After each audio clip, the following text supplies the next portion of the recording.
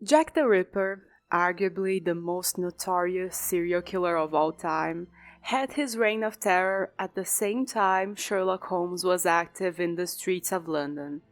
So it's very logical to pit these two against one another. It's also a horrible idea if you stop and think about it for more than 5 minutes. I mean, just think. Sherlock Holmes. Mysteries. Meaning? You don't know what is happening. But with the Ripper, you at the very least know he was never caught. Trying to create an interesting story around it is tricky because of so many known facts. But Frogwares ain't no cowards, and they decided to step up to the challenge. This is Sherlock Holmes vs. Jack the Ripper.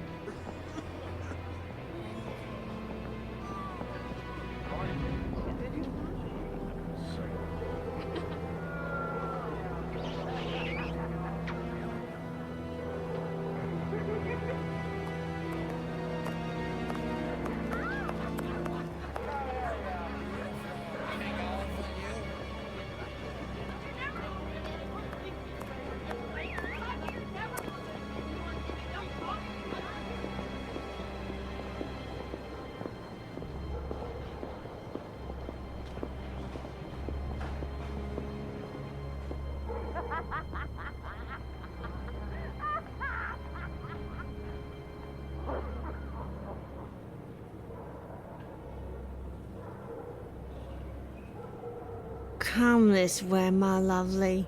We'll have a right good time. Wait, let me help you. Oh, it's my hair that pleases you.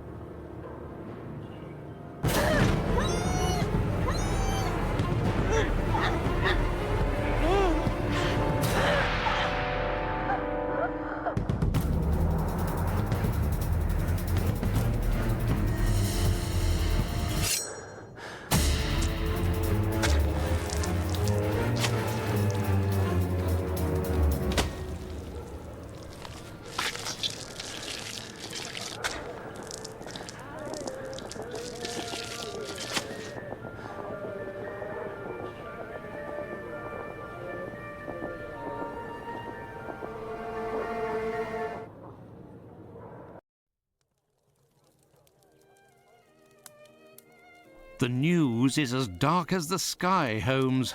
An inquest has been opened into the murder of a poor woman in the East End. The unfortunate girl was discovered last night, lying in the street, still warm. The murderer was filled with an incredible savagery. Oh, the article gave me shivers down my spine. The inspectors in charge of the case don't seem to have even the slightest lead. A similar murder took place less than a month ago. Ah, love. A romantic walk, a kiss in the moonlight, a polite refusal, a terrible anger, and a hanging. This area of Whitechapel is a disgrace to London. The government should take serious note of what is going on there. Whitechapel? This woman was found in Whitechapel? Yes, indeed. Bucks Row, to be specific. Then it was not a question of romance, but of commerce. Unless these women actually take pleasure in the vice, the female nature is completely... Holmes, do you hear yourself? A woman is dead under unspeakable circumstances. No less than any other, she was a human and one of Her Majesty's subjects. None of these streetwalkers of which you speak have any other way to survive but by selling their bodies. You know as well as I that our era is not a gentle one, and these women don't have much to look forward to. Some grace, if you would. Do not refuse them your compassion. Do not say another word, my dear Watson.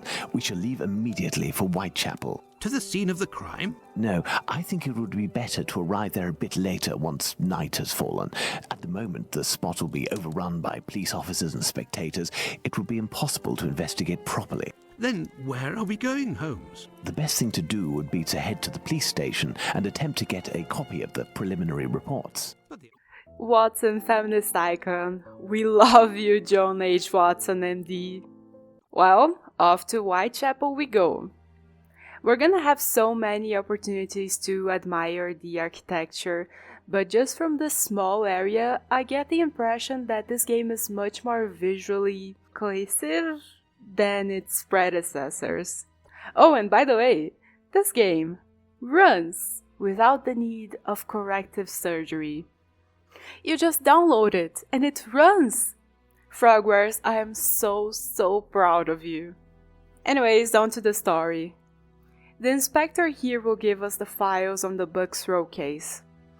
If we help him first. I mean, what did you expect? He lost his leather folder near the boarding house. If we would be so kind as to find it... We take the opportunity to peruse the streets, and I don't know, maybe the graphical improvement I'm sensing is that Frogwares discovered textures? Or maybe it's just that they finally figured out how to create an atmosphere, an actual atmosphere all the way through the whole game. I'm so proud of them. We can even talk to the NPCs that are out and about. Pardon me, but can you give me some information? You too? You're lost? Excuse me, my good man. Nasty weather, eh?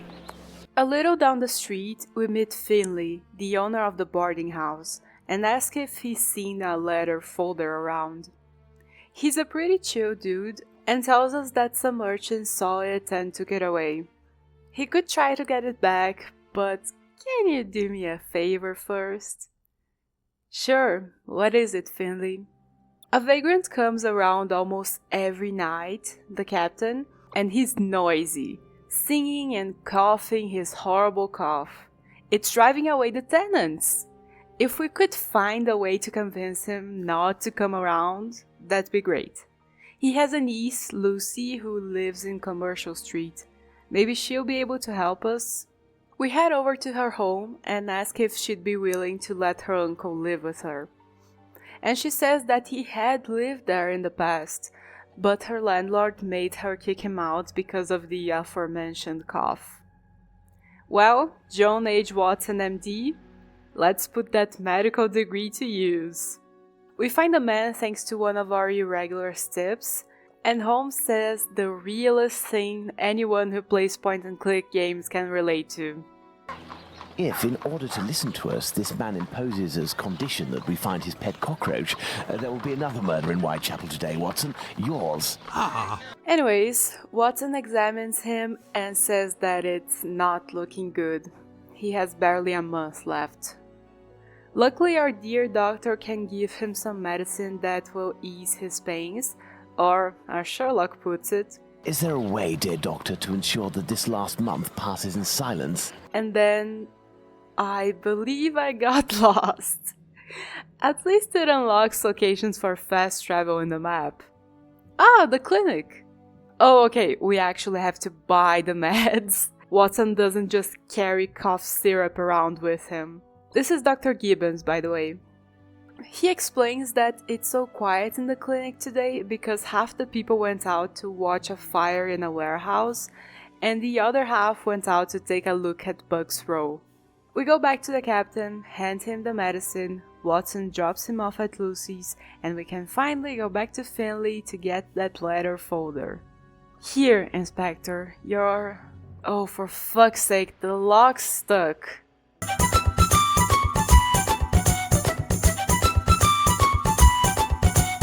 There. So, the reports. Why don't you wait till the inspectors get back? You would certainly learn more.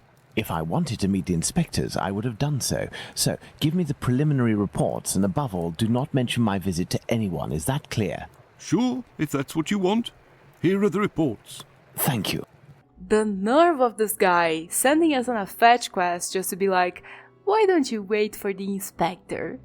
The report details the wounds found on Polly and Nichols' body, which we'll use to reconstruct the crime scene tonight.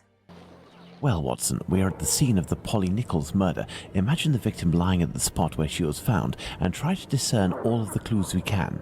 Watson, you are a writer. I am therefore entrusting you with our deduction board. It will help us to establish certain facts. Understood, Holmes. Here we encounter a brand new game mechanic, which I really enjoyed. First, we analyze the victim's corpse in our brain. The throat was slit from left to right. There are 2 incisions. A small pool of blood, 6 inches in diameter. The tongue is swollen. There is a bruise at the level of the right maxilla. There is a bruise on the left cheek.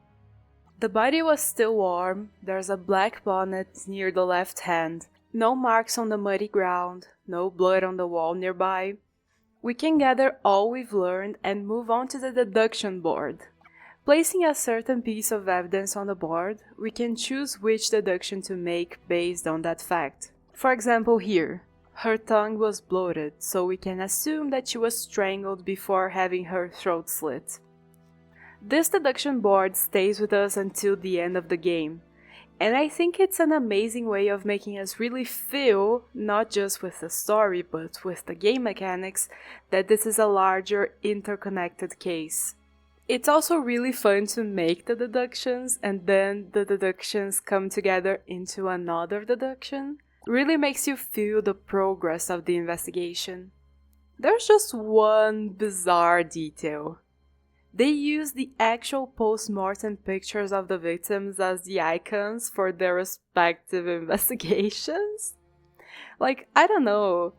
This game is as respectful to them as a story where you're in the shoes of someone investigating Jack the Ripper and who in turn has to go over the details of their murders can be. But this one detail is still a little bit weird. Like, ooh, here's the IRL corpse photos we can get away with showing while maintaining our teen rating. We are so very sneaky.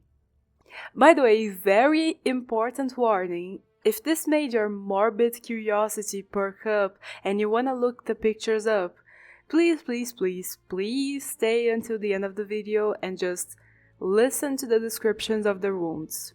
I cannot stress enough how graphic the photos are, especially the last 2. Don't do anything on impulse that you might regret later. Anyways, here's what we can glean thus far. Polly Ann was killed here. The lack of tracks in the mud shows that she wasn't dragged. That bruise on her jawbone was caused by fingers. The murderer slit her throat. Always good to get the obvious out of the way, I guess. And judging by how the blood flowed, not squirting everywhere but flowing down, it's safe to assume that she was already dead when the killer slit her throat. We then get this crazy reenactment.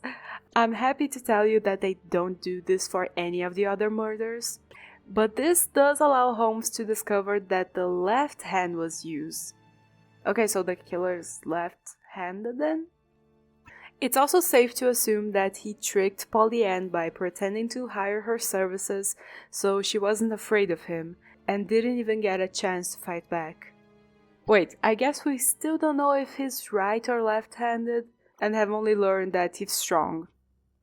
I'm starting to suspect that that stunt was pulled solely to mess with Watson. This Frogwares Holmes is a little bit of a jokester. You might have noticed over the course of these videos or games. And I love him for it. Anyways, Watson also brings up an important point. Thank you, Holmes. I understand why you told me not to change clothes. Do you realize that our behavior didn't alarm anyone? Back in Baker Street, we go over the possible motives. Madness is always on the table. Revenge is unlikely, since Polly and Nichols seem to have thought the murderer was a regular client, but maybe. Theft? No, I don't think so. She didn't have anything of value. Black magic? Again, always on the table. Love is even more unlikely than revenge, since, again, Polly seemed to assume it was just a client. Well, that's kinda it for now. Ah, it would seem that the investigation is advancing, Holmes. Yesterday's Star said that a suspect is in the hands of the police, a man with a rather sinister reputation. I was about to join you in your optimistic outlook until you informed me that the good news came from the press, Watson. But surely they wouldn't invent the fact that the police are holding a suspect, or the acts that are attributed to him. You will have an exact answer to these two questions in less than 50 seconds, Watson. Pardon? Enter, Inspector. Good day. Dear Watson, allow me to introduce Inspector Aberline, Inspector Dr. Watson. Inspector? To what do we owe the honour of your presence, Inspector? I heard that the two of you made your way to Whitechapel a few days ago. Your arrival, you are aware, coincides with a very serious affair which our police service is going to great lengths to solve and which is creating strong tensions in the area. Pardon me, but haven't you arrested someone? A certain Leather Apron? Absolutely not. The man who hides behind this name is indeed being actively searched for by the force. Besides, nothing at the moment suggests that he is the Bucks Row murderer. There, you've been enlightened, Watson. Now it is our turn to answer Inspector Aberline's questions. Indeed. I will be brief and precise. Do you intend to investigate this case, or have you already started? It is to be of service to a friend that I went to Whitechapel. We did, out of curiosity, familiarise ourselves with the preliminary reports, and we made our way to the scene of the crime. Our conclusions are slim, as are the clues. Having not been officially appointed by a client, I believe that my intervention in this business will end there. Very well. To be frank, you take the weight off my shoulders by distancing yourself from the case. Our image isn't very good, to say nothing of what the press puts us through. Thus, if overnight they found out that you were on the case, people would turn against us. And they would pester me, overwhelm me, and finally make me out to be responsible for the inevitable failure such a scenario entails. Neither you nor I wish for this to happen. I know that your time is precious, Inspector. I will send you a note regarding my conclusions shortly. With pleasure. Gentlemen? Do you think that he will find the murderer? The chances are slim to non-existent. It is 7 days now, short of a confession from the murderer himself. And you will not go further? You heard the Inspector, Watson. My presence in Whitechapel would hinder, which doesn't mean that we will drop the case. How is that? The Inspector spoke of me, but not of us. It is you, Watson, who will lead the investigation tonight. It is you who will bring to the police station the little note that I will write regarding our conclusions. Despite the late hour, there is nothing to stop you from making inquiries about this famous leather apron while you are there. Man, what? Holmes is getting lazy. Just get in disguise and get your sorry ass in the cab. Fine, back to Whitechapel we go. At the police station, the sergeant tells us that Finley, the owner of the boarding house nearby, was looking for us a few days back.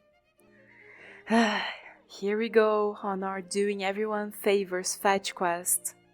Finley thanks us for getting rid of the captain for him, and he's even found a tenant, but he doesn't seem very happy about it.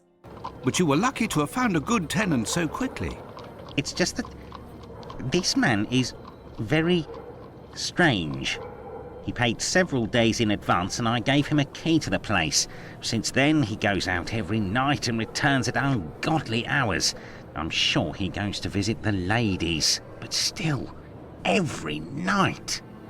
And when he moved in, something must have broken in his case and stank up the stairs in his room for 2 days. I think it was a jar. It must be over there. Man, you're a landlord in Whitechapel. I get the feeling that Finley used to be wealthier and still hasn't gotten used to the fact that he's a landlord in Whitechapel. But still, potentially interesting. We'll keep it on the back of our minds. We also ask him about leather apron, and he tells us that butchers and cobblers wear that kind of garment.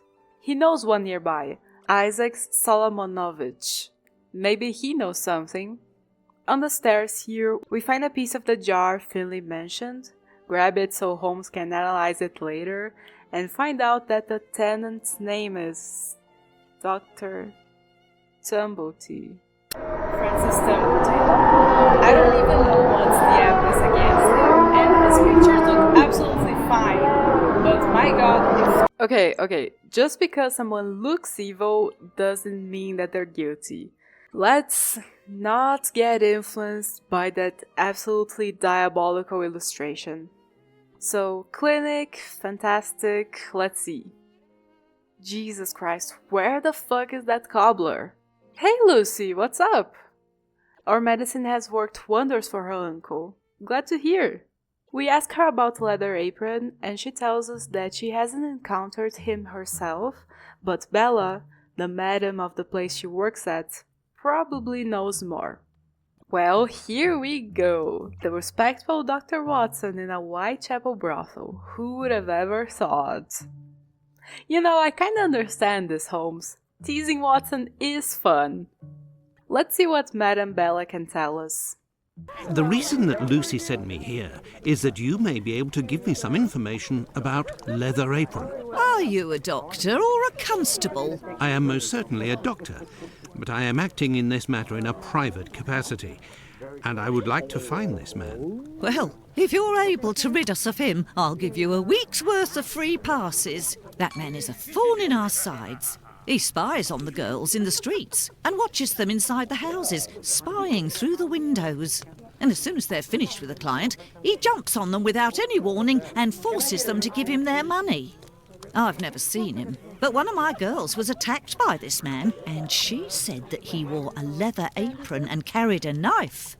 And his face, oh, he has a horrible head, with rat's eyes and a deformed mouth. She even said that she knew his name, Pizer or Pizer, I think. But I don't know where she can be found. Margie, Nutcracker, the girl I'm talking about, could tell you more, but I had to let her go last week. Unfortunately, Margie caught something, but she should be at the clinic if she's still in the neighborhood. We also asked the madam about Dr. Tumblety, and... I'm just like you, Doctor, sworn to secrecy in my profession.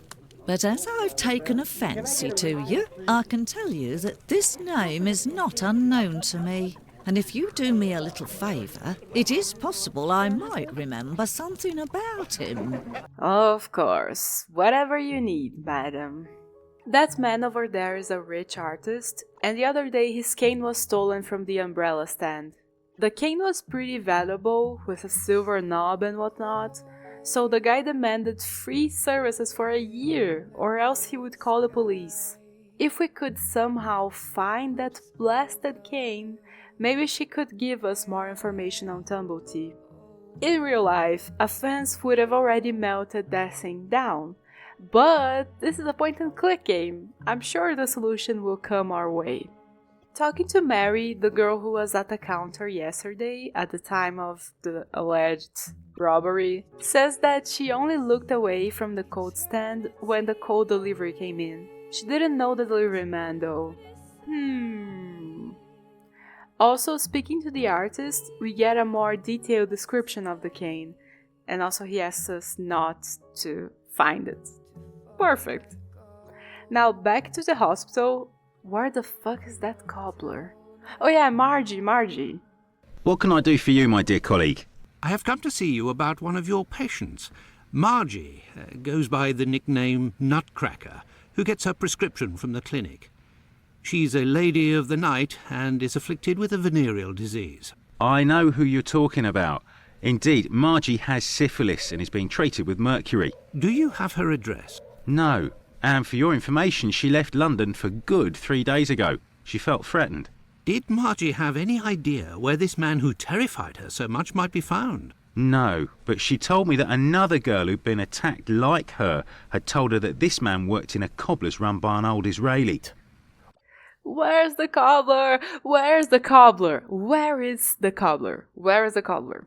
Also, she saw him again last week, the night of the big fire. She told of going to see the fire like most everyone else in the area. While there, she recognised her attacker in the crowds gathered at the warehouses. There was no mistaking a face like that, she said. She kept an eye on the man the whole time the firemen were working in order to avoid him. This interview with the doctor revealed an important fact. Leather Apron could not be the Bucks Row murderer. According to Margie, the villain passed most of the night of the crime at the fire. He could not have been at the scene of the murder at the moment it was committed. He is, nonetheless, a dangerous character. Oh damn, nicely done, Watson. I hadn't even noticed that. We still gotta track him down, though. Now, it's on. There are no other side quests. Where is the cobbler?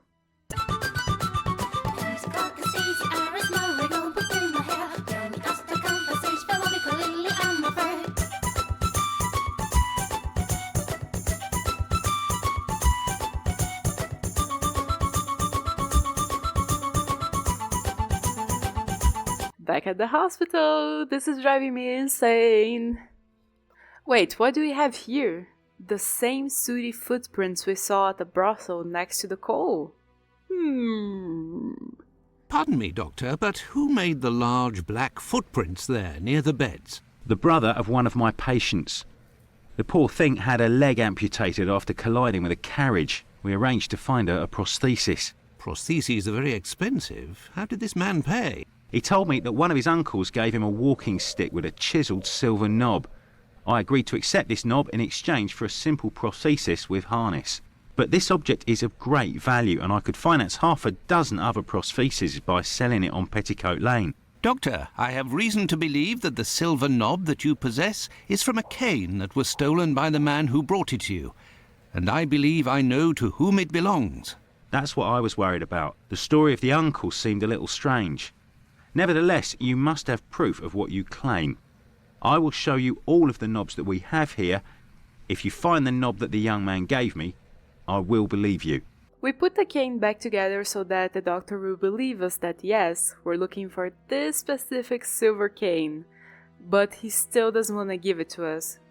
I mean, a dozen prostheses and whatnot. Hard to argue with that. And the police hasn't even gotten involved. The owner doesn't want it back. If we can find him a dozen adjustable prostheses though, where the hell are you gonna get that? Oh my god, is that the cobbler? There's no one here. Ah! Ooh, what is that? Looks like a harness. Good evening, sir. Pardon the interruption. The door was open. I didn't think that I would find anyone working at this hour. Good evening, sir. I didn't hear you come in. We tried to ask about Pizer/Pyther, but Isaac doesn't budge. Only when we mention Philly does he begin to trust us and decides to talk. Yes, he knows the man. John Pizer. Worked for him for a while, but not anymore. He's in hiding now, since a rumor circulated that he was the man behind the Bucks Row murder. Isaac, it is about the Bucks Row case that I have come to see you. I have the certitude and an incontestable witness that Pizer is innocent, at least of this crime, although he has attacked a number of street women. If he doesn't come forward to explain himself to the authorities, he is condemned to hiding and to take the fall for this murder. Furthermore, it will cast suspicions on your community because they must be hiding him. And while the whole police force is hunting for him, they cannot concentrate on the real assassin who roams the streets and, one never knows, may take any one of you any day. If what you say is true, your visit is a godsend to our community, Doctor. I tell you something. I know Sergeant Thick, an honest policeman who lives in the area. I'll tell John's family that he must go there to explain himself. But if you could please go as soon as possible to the police to give them this report that you say is incontestable. I will go as soon as I take leave of you. Thank you. If I can ever be of service in any way, do not hesitate to ask. How about some harnesses? Woohoo! I love being charitable. Let's go to the police and then back home.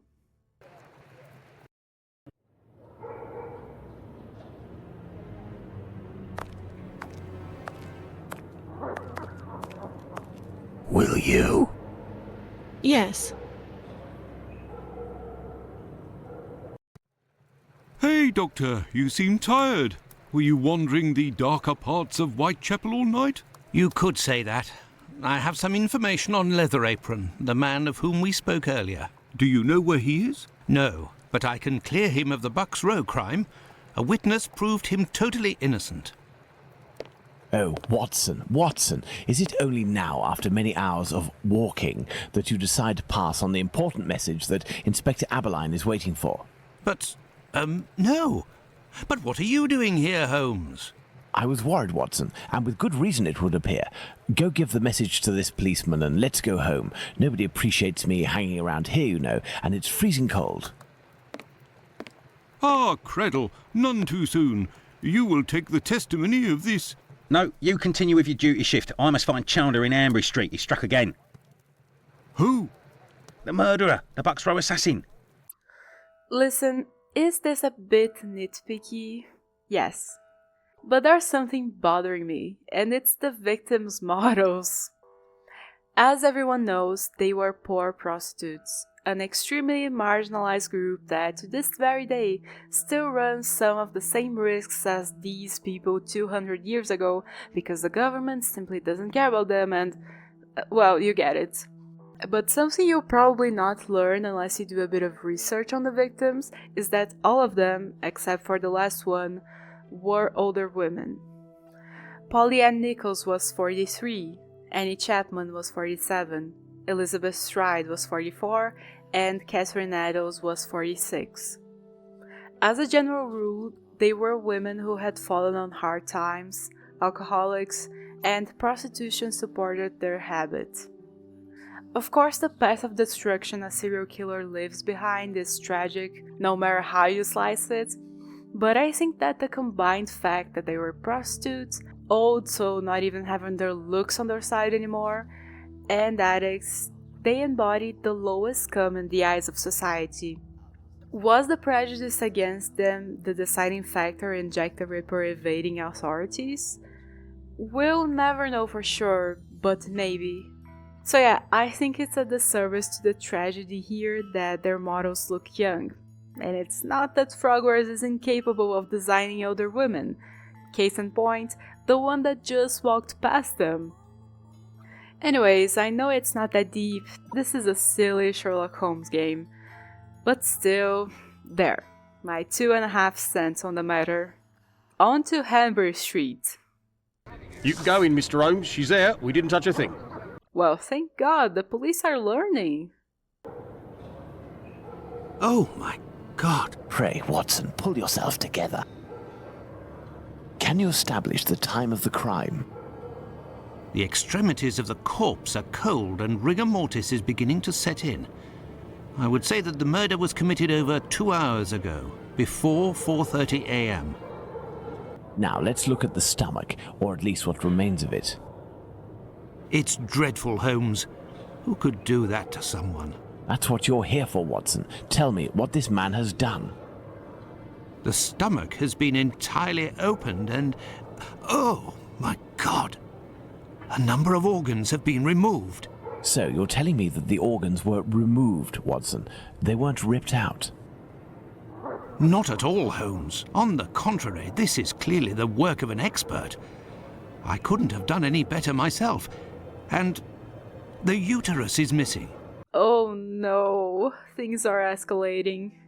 Bruising on her face, 2 incisions on her neck, swollen tongue, a torn envelope next to her, containing 3 pills, piece of fabric, 2 perfectly arranged combs by her feet, no tray on the ground, bloodstains on the wall. Okay, let's put together what we have. The victim wasn't dragged. Again, good to lay down the basics. Judging by the blood splatter, her throat was slashed while she was lying down and still alive, so murder for sure took place right here. He held her face with his left hand and slashed with his right, so he's right-handed. I'm gonna tell you this right now, this dominant hand ordeal is either poorly explained or little better than pseudoscience, because last time he slashed with his left hand. So like, the safest bet would be that he's left-handed, because left-handed people tend to be more ambidextrous since the world is made for right-handed folks. Consequently, they exercise their non-dominant hands more than right-handed people do theirs. But no, he's right-handed because reasons. Anyways, she was strangled too, but didn't die from it. It seems like she was holding that envelope in her hand at the time of the murder, and the murderer searched her since her combs were laid down orderly by her feet, also showing that he's cold and calculating.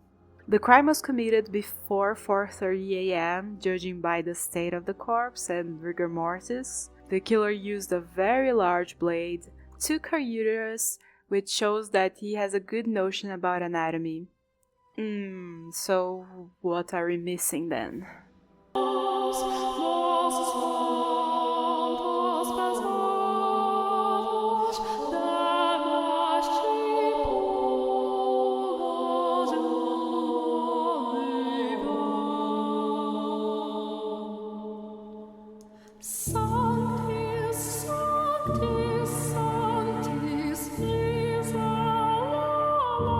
Oh my god, finally! Looky here. It would seem he has a mark on his left hand. The victim must have worn a large ring or several little ones, and someone pulled them off forcefully. This detail will be very valuable, Watson. You can be sure of that. Huh, so he stole her rings? That's an interesting detail. I mean, he already had his souvenir, so why? I hear a noise coming from the street, Watson. The authorities are arriving. It's time for us to go. Holmes has been locked away in his room for days, always saying the same things. I'm thinking, Watson. Very good, Watson. As you wish, Watson.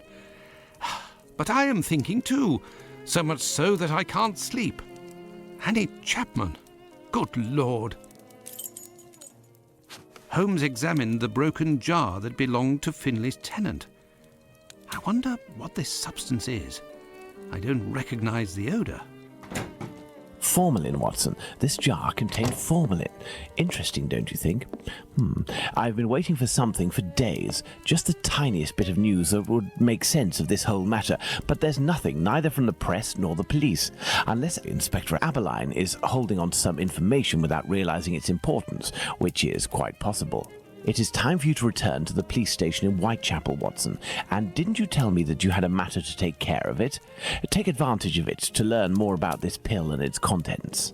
But Holmes, it's late, and spending another night in this district is hardly my idea of entertainment.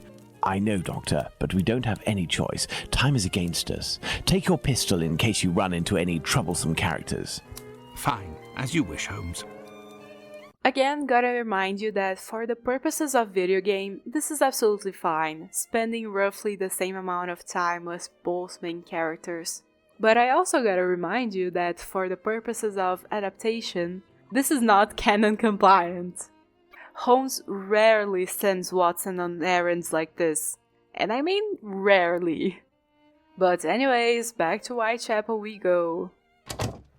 Good evening. I hope I'm not disturbing you. Not at all, Doctor.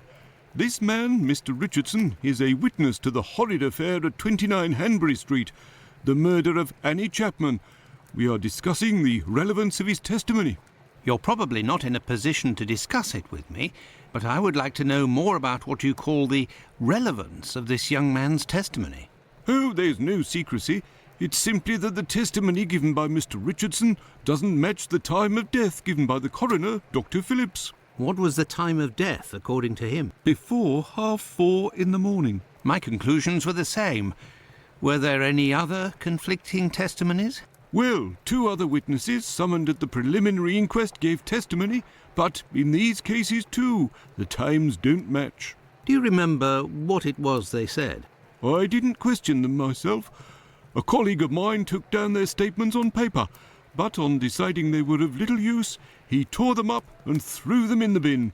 There's no point in being bogged down with useless paperwork. Let us rummage in the trash then. 1886? No, that's not it. It is the year of our Lord, 1888. Oh, okay, there we go. Just give me a second to put this thing together. They kinda switched up the put the torn piece of paper back together puzzle a little bit. Here we have to restore 2 pieces of paper at once, so you gotta pay more attention than just borders than the rest, because there are 2 borders. It's not a lot, but this is such an ancient form of puzzle that I can appreciate any tweaks like that. Let's see, testimony of E. Long. Witness left her home at approximately 5 a.m. When she saw Annie Chapman and a man, the clock had just chimed the half hour, so 5:30, right? He was around 40, 5'3", brown deerstalker, general appearance of working man, dark face and hair, mustache, appears to be a foreigner. Note that that adjective at the time was also used for someone looking Jewish, so... I often wonder if people back in the day were actually more perceptive and remembered more details because there was nothing else to do, or if period mysteries just inflate the average person's capabilities by a lot. Now on to the other testimony of A. Kaddish. I'm just gonna read the whole report because there isn't any fluff with this one. The witness resides at 27 Hambry Street, the building adjoining number 29 of the same street, and the 2 respective backyards are separated by a wooden fence, tall and thin. On the morning of the murder, the witness got up at 5:15 a.m. and went into the yard, where the latrine was. It was then 5:20 a.m. On going back into the house, the witness heard voices from behind the fence, coming from number 29. The only word that he understood was no. He went into the building again, but returned to the yard approximately 4 minutes later, whereupon he heard a noise, as if something fell against the fence. He then departed for work. When he passed in front of the Spitalfields Church, it was approximately 5:32 a.m. Well, if 2 people who don't know each other agree on the time, mayhaps the coroner was, wrong. Good luck to the officer who tore these up. Hope you don't get fired. And this guy here, what's his story? May I introduce myself? I'm Dr. Watson. I am... You wouldn't be the chap what writes the detective stories in that there paper? Well, yes, indeed, my stories have been published in the Strand.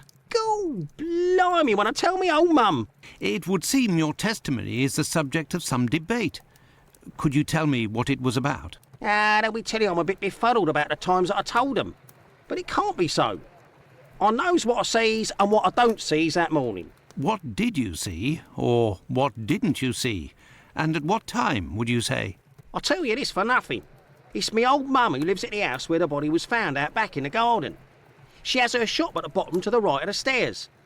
Her door was broken down not too far back because it's a real zoo it is. Right, the morning it happened, I head that way to see if me old mum has finally had the place broken into. It was 5:15 when I got there. That I'll swear on me dear old mum's life. I had a look round to see if the cellar had been taken. No. I had a little sit down on the stairs by the courtyard because me shoes were causing me no end of pain and I had a cut and all. I didn't seize a single thing below the steps, Doctor, not one single thing. If there was some bird all covered in blood, tain't no how I could have missed that, even if it were night time. Right. 5 minutes after getting to number 29, I had to clip off. And now they tells me that either I can't tell time no more, or I was fixing me loafer next to a stiff that was still steaming. All right then. Evening, gents. If 3 people agree on a time, maybe the goddamn coroner was wrong. Walking over to Finley's boarding house, there's a strong smell of gas in the air. Man, fix that, that's so dangerous. Talking to our trusty landlord, he says that yesterday the lights went out at his place and the smell of gas started coming from the abandoned house opposite. A minute later, the police arrived. Huh. Also update on Tumblety, the other day he arrived with blood-stained clothes, so... yeah. But when we ask for details on his appearance, apparently it's womp womp. He's 5'11", always dressed in a striking manner with a top hat. Still, he's suspicious and will stay in our radar. Back at the station, we give his description to the policeman and mention the gas leak too. He says that a certain Squibby ratted out another criminal, No Pity Bluto, who was hiding in that abandoned house. But when they arrived, nothing plus the smell of gas. Why do I have a feeling we are gonna have to solve this Squibby Bluto dilemma? Back at the brothel, we ask Madame Bella if she knew Annie Chapman, and she tells us that one of her girls knew her, and one time they bought some cheap fake jewelry in the black market together. 3 brass rings, she recalls. She's got a memory for jewelry. Well, it's been a few days. Isaac has probably finished those harnesses by now. Good evening, Mr. Solomonovich. Good evening, Doctor. What a pleasure to see you again. Have you finished converting the harnesses? Yes, just now. I got a little behind because of all the commotion. Thank you. Commotion? Don't you start.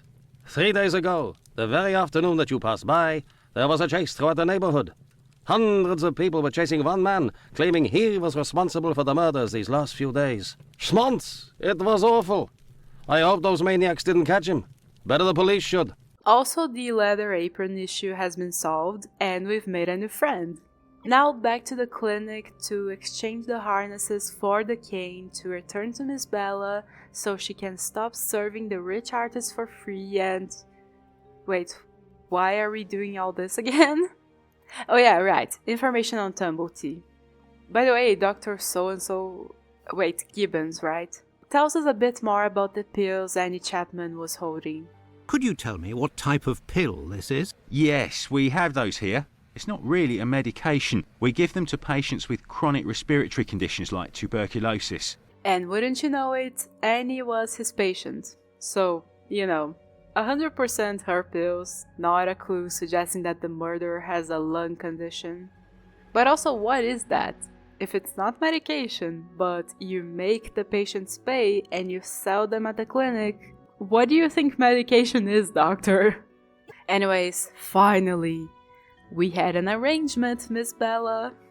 I found the cane that was stolen from your client. Here it is. Doctor, you are a real saint, I can see that. I'll finally be able to present my bill to this damned painter. If by chance you see him, tell him that a little surprise awaits him here. You told me you would give me some information on this Dr. Tumblety. Agreed. He's a Canadian or an American. He parades from time to time through the neighbourhood in a 50-guinea suit and acts like a doctor. But for business, he isn't worth it. This damn Yankee hates women. The few times that he was approached by the girls, he spit on them, all the while hurling insults. It would seem that he was hunting for the bad boys. He's looking for trouble, that animal. Does he frequent any pub in particular? Aye, the Wasp's Nest on Burner Street, I think. A seedy spot even by our standards. Well, on to the Wasp's Nest. Doesn't seem like Tumblety is around here. But who is indeed around is this drunk journalist, Tom Bulling. Nice to make your acquaintance, sir. My red ink? Where's my red ink? I won't even pay half a halfpenny if they don't return my red ink. It's my blood you hear. Okay, please be calm. Oh, and there's the painter. We pass on Madame Bella's message and just hope someone kicks him in the balls during the aforementioned surprise. Also, he tells us that Tumblety went through that door over there, but the barman won't let us through, obviously. Hey, red ink! Maybe the drunk journalist will cause a scene and... no, he just leaves. Talking to the bartender... Oh, I see. We settle the journalist's bill, and that makes the barman's heart soften up a bit. We ask for his help to open the door, and he tells us that the person in that room is No Pity Bluto. If we want him to open the door, we say that we have word from Squibby. But as for what happens after the doors open, that's up to us. Let me in. I have news from Squibby. But stay calm. And who are you? Where's Squibby? He's out. To be honest, I don't actually know this Squibby chap. I was actually wondering if you knew Dr. Tumblety. A Canadian or American fellow. He came in... Sure we know him. Excellent. Can you... You know about gas? I'm afraid not. I am a doctor. Then I ain't interested. You can be leaving now. But if I find out who snitched to the peelers, I'll find you. Got it? But I can pay you for... Keep your coins for the paupers, or one of the gas boys who ain't afraid of nothing and knows how to hold his tongue. You bring him to me. I'll meet with you. Okay, time to hit the hay. Watson is exhausted. Back to Baker Street. The next day, we tell Holmes about our little adventure and discuss a few details of the case. He points out that the fact that they were both prostitutes is important to the case. Which fair after the uterus thing? We can also assume that the killer is poor, since he took Annie Chapman's brass rings when, again, he already had a trophy, let's say. So he probably wanted them for selling. Then we tackle the time of death problem, with a handy-dandy timeline. These icons here show that we can pick pieces of evidence, be it papers we picked up or conversations we've had, to put on the timeline or solve the puzzle. I believe this mechanic was in Nemesis, but I can't remember if I explained it, so there you go. I really like this, it makes you really pay attention instead of just handing the solution to you. So here we have the Womp Womp estimate time of death by the doctors, which marks the start of the timeline. Next, we place Miss Long at 5:30 a.m. when she saw Annie Chapman and the killer talking on Hanbury Street.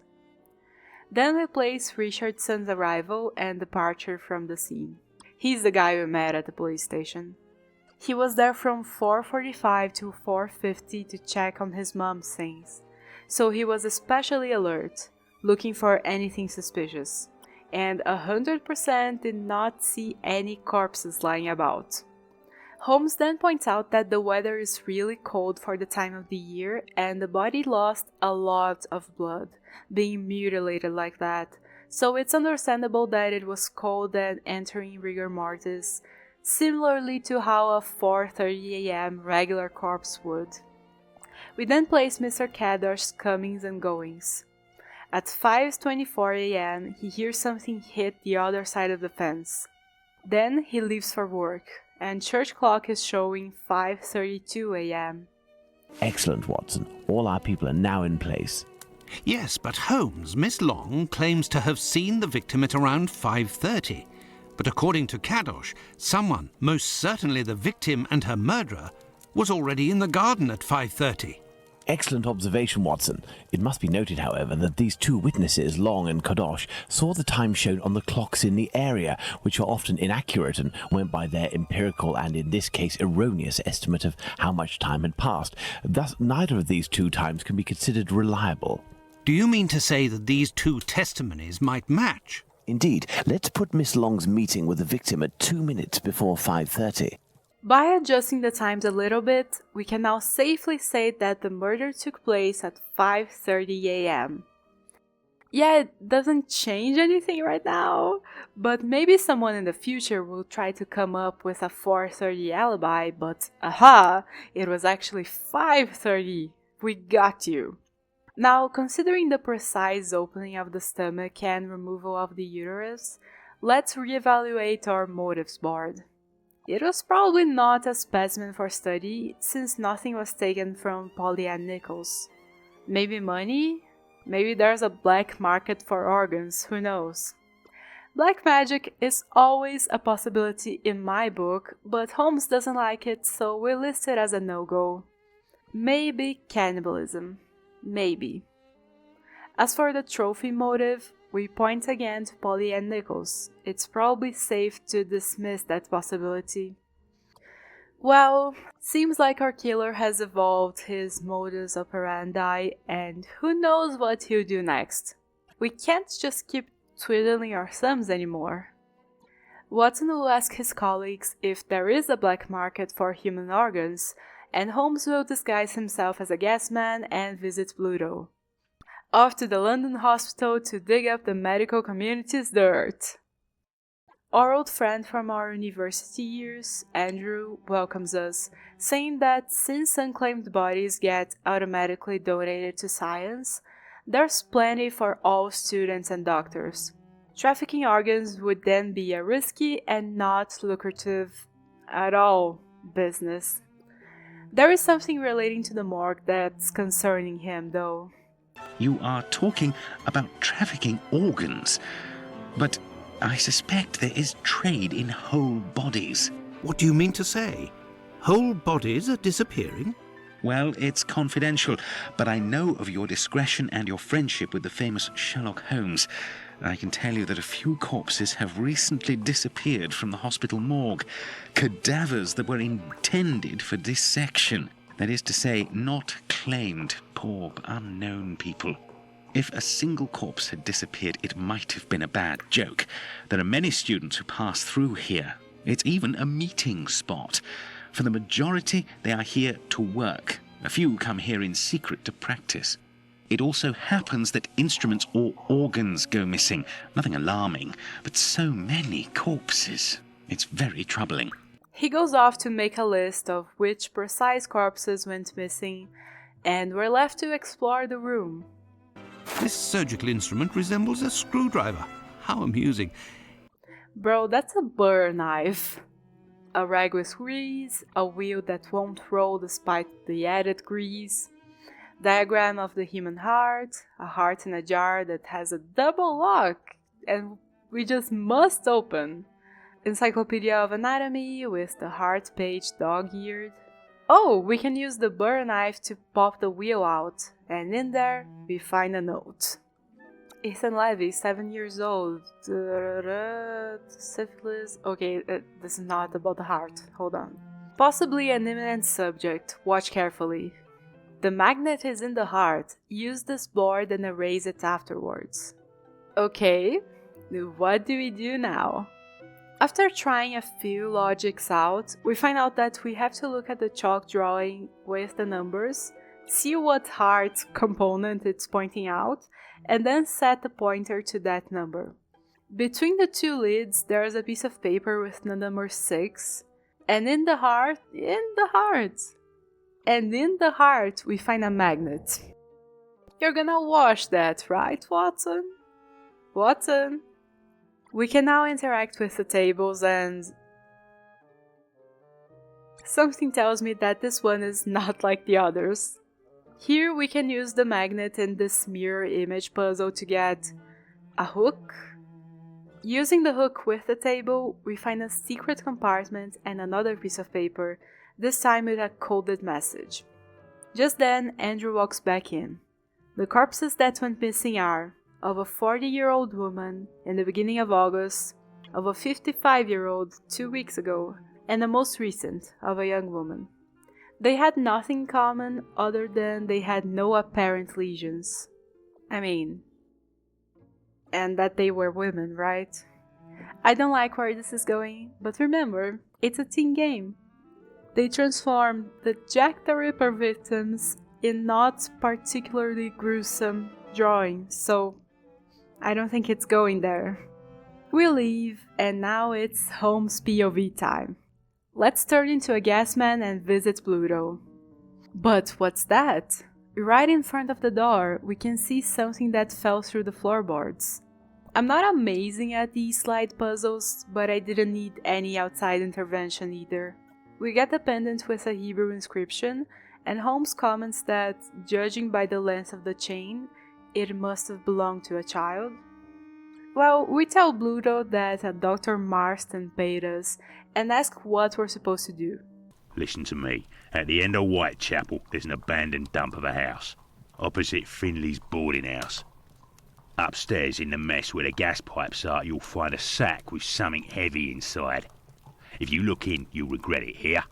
You find it, you bring it here, and you don't tell a soul, right? Got it. And then you'll tell me about this tumble-tea so that I can report back to the doc? Yeah, doctors know people. And since you is here, it's because he'll move mountains for his American. Me, I don't know much. But you can tell him that he'll have to talk to Squibby. He seems to know lots about plenty. When you come back with a sack, I'll tell you what he needs to tell Squibby so that he snitches on the yank to him. Hey Holmes, what happened to your disguised accent? I mean, okay. Off to Finley's. We talk to him, identifying ourselves, but asking him to keep it a secret. We then point a gas problem out and ask if he has a ladder so we can go into the house. He says that he doesn't, but he saw parts of one in the trash heap under the stairs. Maybe we can put one together?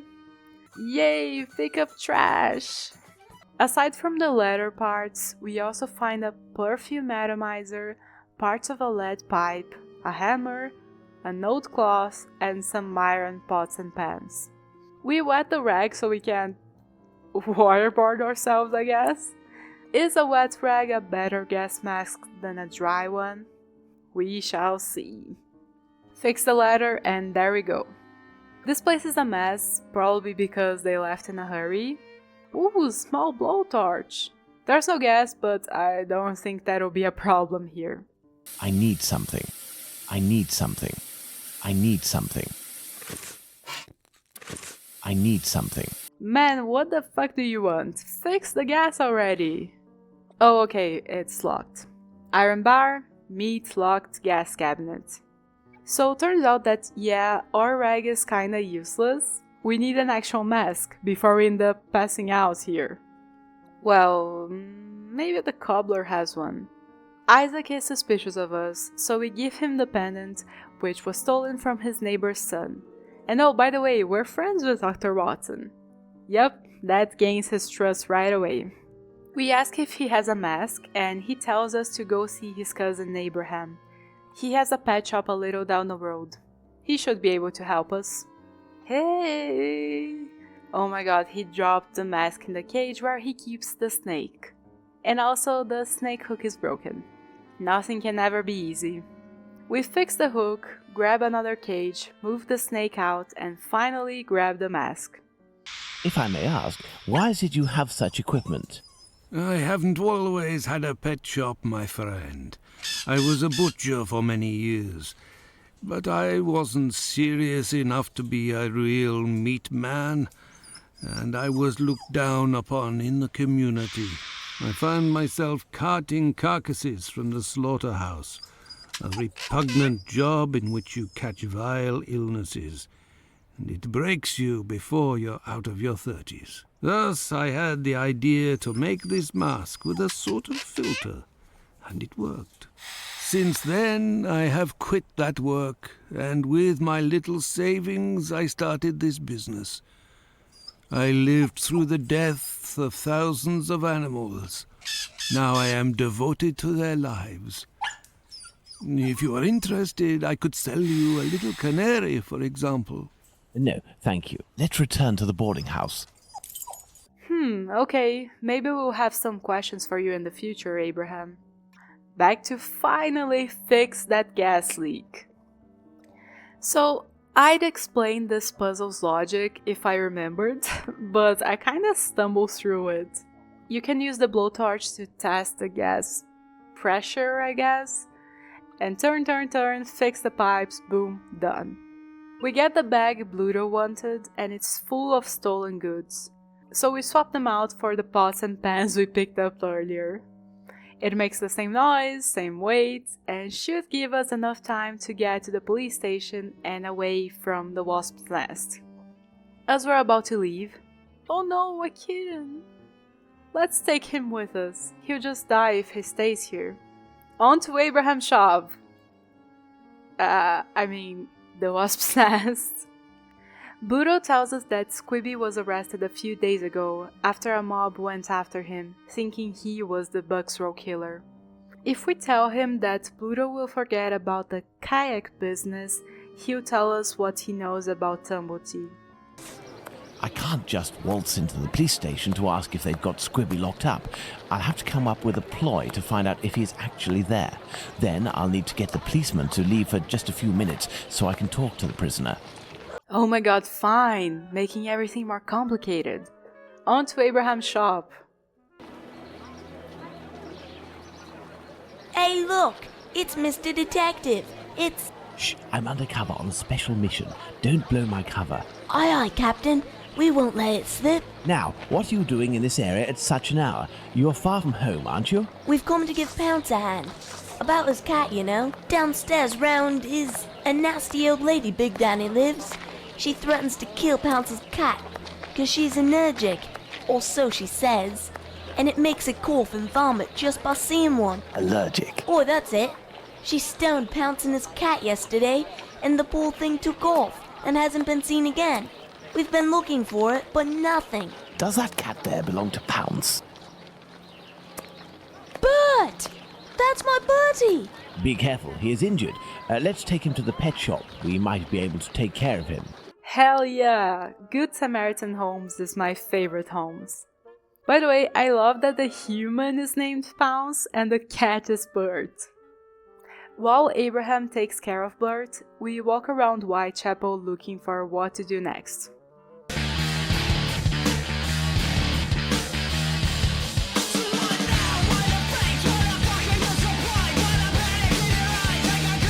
And you must be Danny. We ask her about Squibby, even give her a few guineas for the information, but she doesn't say anything. Hey, if you have something to offer to a lady, I could tell you a little bit more, maybe. I mean, I have this pearl necklace? Perfume thing? No. Ah yes, Miss Bella. She might know something. But of course, not for free. You see, she's stuck with these bottles of perfume a client left as payment, but she has no idea if it really is perfume and not something that will cause burns or allergies. We offer to test them in exchange for information about Squibby. Back to Baker Street. Hello, sir. Hello, are you the new bookseller in the neighborhood? Yes, my name is Barnes. You're one of my first visitors. Welcome. What are you looking for? Oh wow, I hadn't put two and two together that this was a prequel.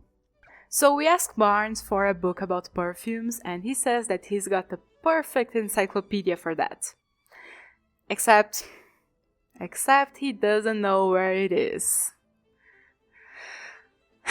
Here we go. The previous owner left a riddle indicating where the book should go. Let's see. All of the numbers placed on the same column must have different ending numbers.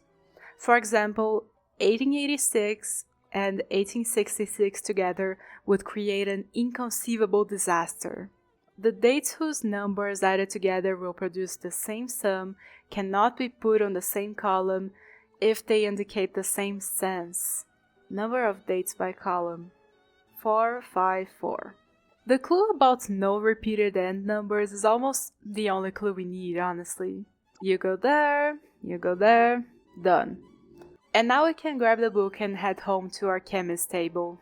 Here we have 3 different perfumes, and testing them, we get a specific shape that we have to replicate with these blocks. Putting everything together, we can see the quality of the perfume here. It was pretty fun to perform these tests, but yeah, I have nothing else to say about it. The first one is good, middle one is average, last one is bad. Back to Madame Bella's. She mentions that there's one called valerian, and we explain that it's kinda like catnip, and she gives it to us. Thanks, I guess. Miss Bella then finally confirms that Squibby is locked up in the local police station, and word is that he doesn't want to come out.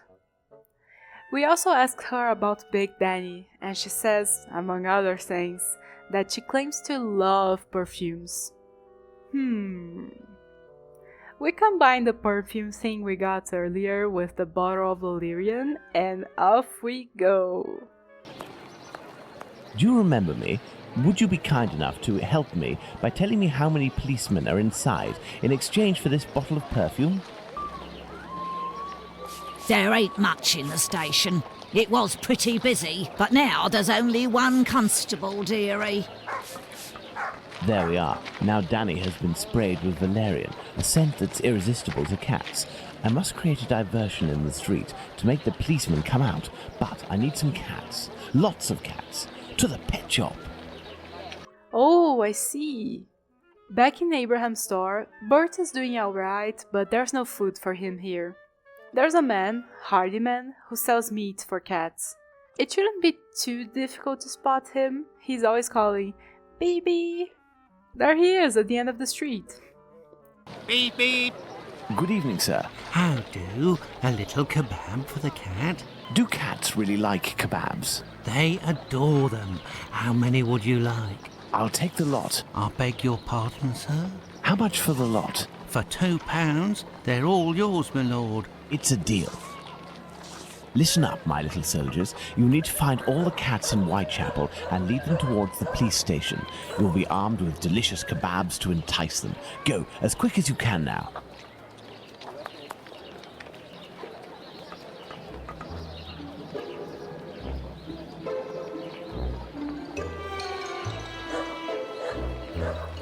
Come on now, children. Let the cats alone.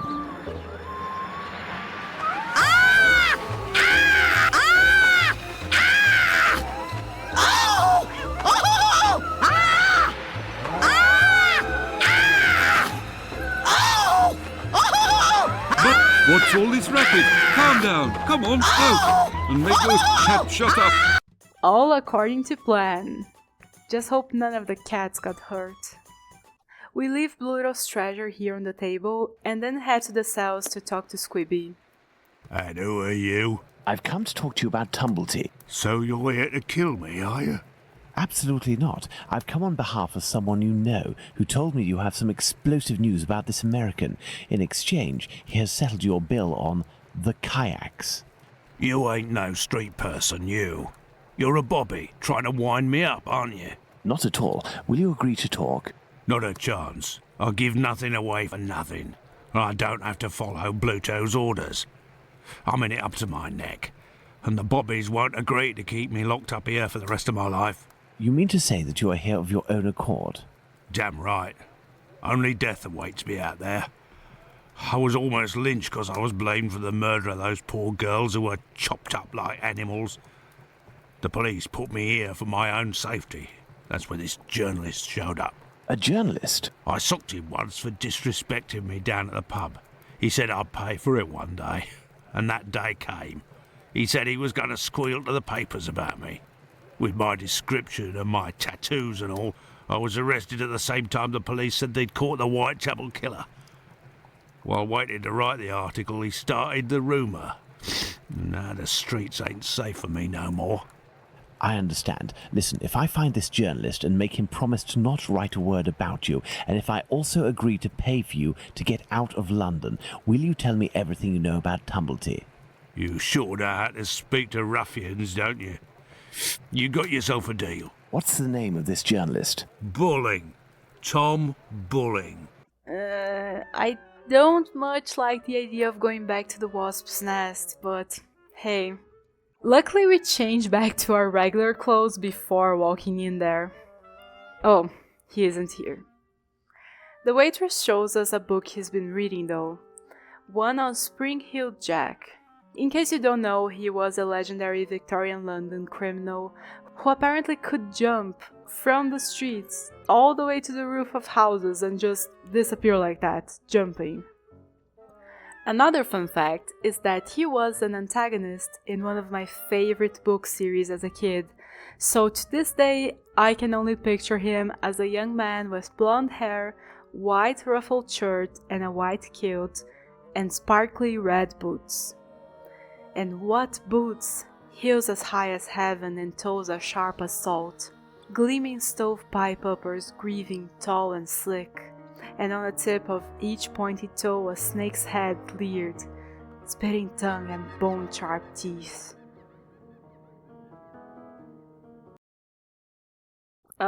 Sorry, where were we? Oh yeah, Tom Bulling reading about Spring-Heeled Jack. But, yeah, no one knows where he works, so it's back to Baker Street. Our only hope is the irregulars tracking him down. The following day, we discuss our respective investigations, and Watson hands over the encoded message to Holmes, pointing out that there's the symbol of the famous Spartacus encyclopedia there. And here... Oh my god, this puzzle made me mad. Oh, you make me mad. So look at it. Simple substitution puzzle, right? Well, please tell me what those are. Like, graphical bug? Some sort of indication as to what we have to search for in the encyclopedia?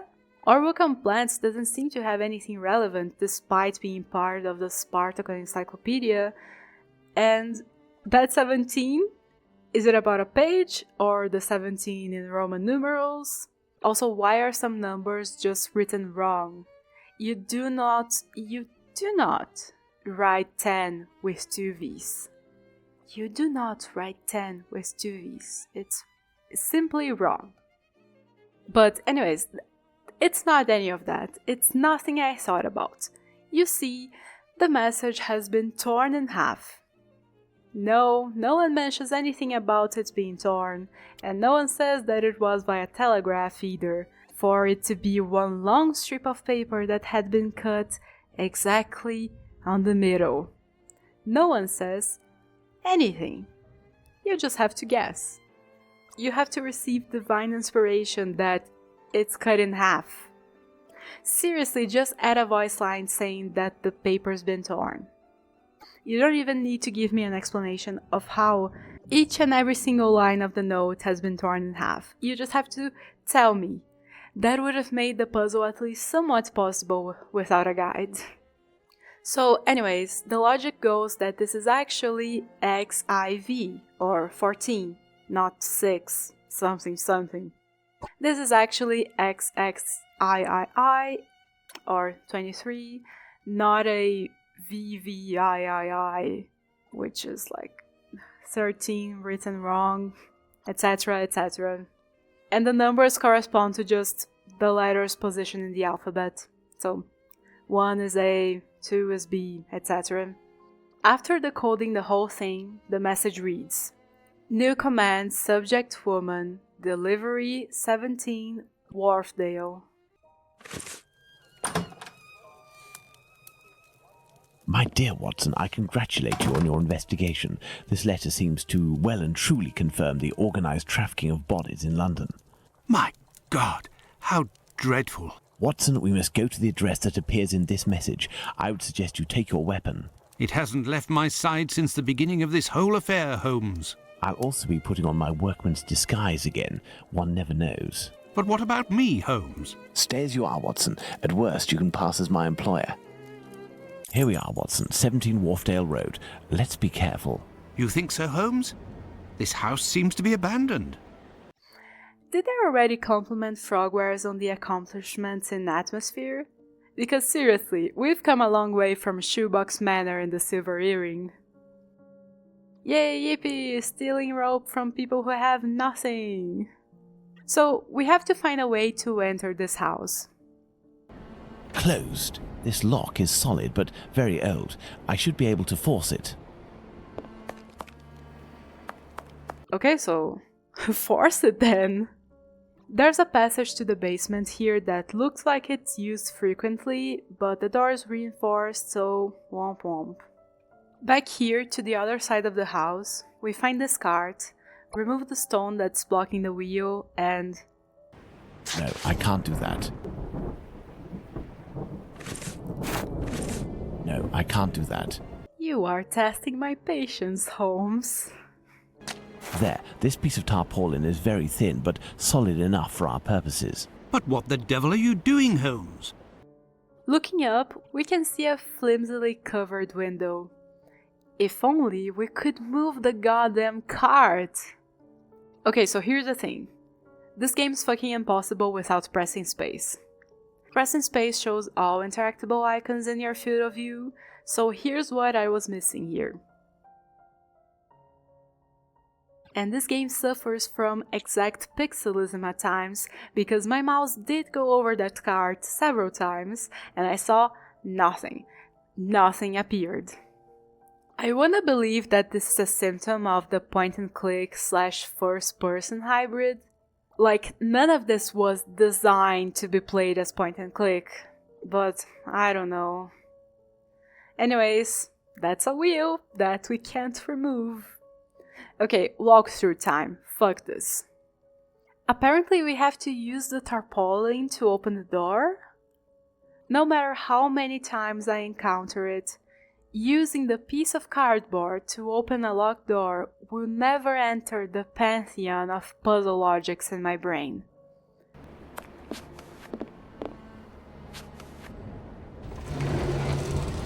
Can I see what I'm doing there, dynamic duo? Please? A trapdoor. We take this weird metal thingy before using the rope to go down the trapdoor, where we find...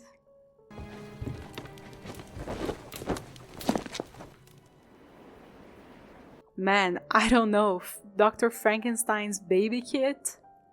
Some jewels, this thing, pincers, a hammer. Fantastic. What do you gotta fix? Here's an electrical mechanism. Turning the handle should supply it with energy. It would seem that there is a broken connection. So now we reconnect the wires here, and I'll be honest, I didn't 100% get the logic behind this puzzle. Like, the two connected ducts can't be too far away, except when they can. They can't skip over the closest one, except when they can. But anyways, wires fixed. There's a key under there. Hold on, let's just send this thing up.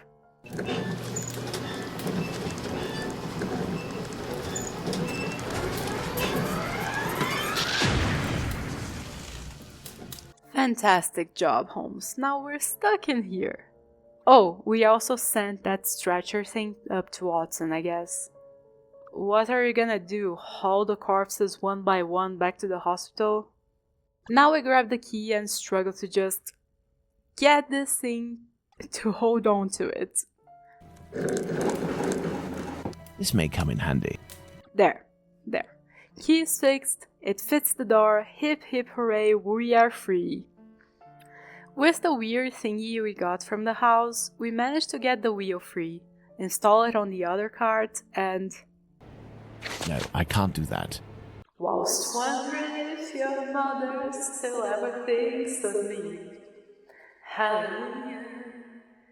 Black canvases lent against gallery walls, flowing towards sculptures of anything goes. Okay, another stone was blocking the wheel. Oops. Finally! We placed the stretcher on top of the cart, making holes in it with the hammer, and up we go. Not even putting that stone behind the wheel, so this whole ensemble feels at least a little less dangerous. My God, Holmes, where are we? For us to find out, my friend. This woman is dead, Watson. Yes, several days ago, Holmes, but the body is perfectly preserved. No odour, no visible decomposition. We then spot a locked box that... We'll talk about the locked box later.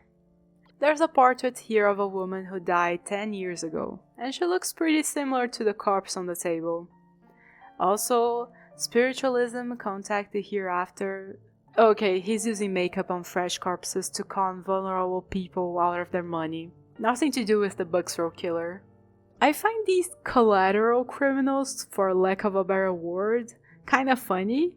Like, Sherlock Holmes wasn't even trying to uncover you, but here you are, off to jail you go. With just a footnote in the adventure of the 3 chamber pots as proof you've ever existed. Anyways, this fucking box.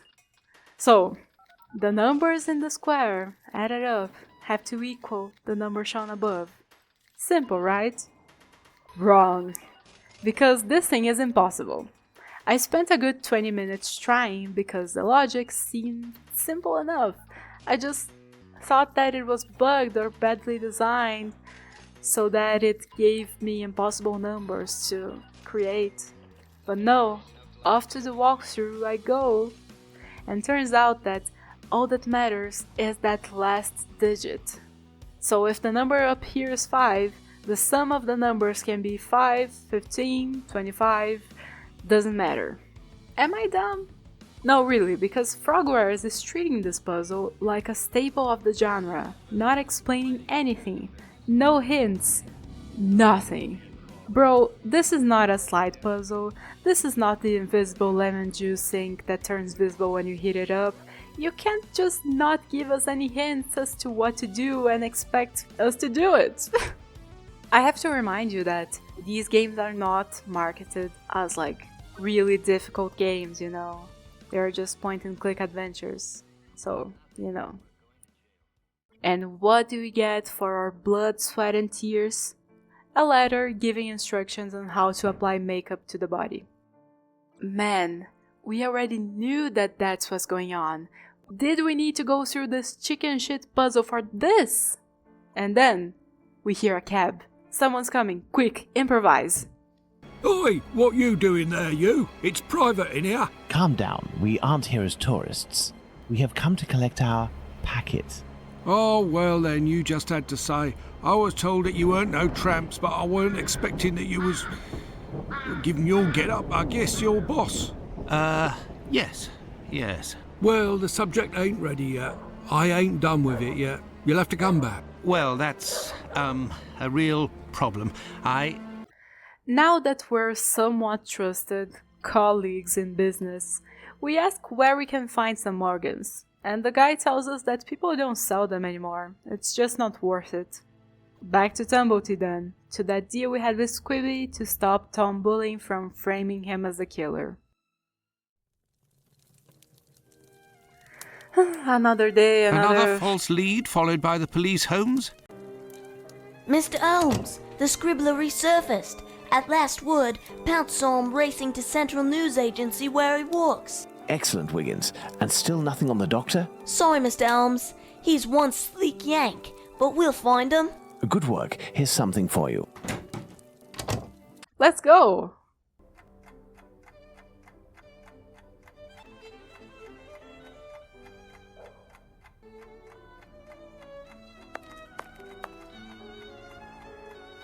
I would imagine these are compartments to organize the paper's income.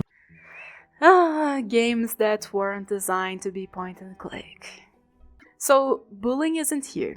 Actually, no one other than this guy is. We pretend that we had a scoop intended for Bulling, about some con artist stealing corpses, but if this guy would like to report on it instead... Bye! Now we're free to look around here. Tom's desk, let's see. Some coins, a rag, some of his notes, crumpled letter defending his choice of pub as a professional one. Tom's always drunk, fire him. Looking in the stove, we find a torn piece of blotting paper, written in red ink. Let's see. Information on the Whitechapel Killer. Call by phone what? Onto the telephone. We can see here that their contact list corresponds to coins. The only name that starts with WA is Walesby, and checking the coins we picked up, we discovered his number. 1875. Central, Walesby 1875, if you will. Thank you, I will wait. Walesby, I am listening. Hello, my dear man. I'm calling on behalf of Tom Bulling. Bulling? So you know where this hypocrite, this liar, this... Not at all. He is currently unobtainable. In the meantime, he has left me with a note asking me to pursue his work, and he told me that you were aware... That's just great. I dropped everything off at his agency, but he didn't even bother to do the same for me. Tell me he at least gave you the information that I was asking in return. Here we have a pretty interesting puzzle.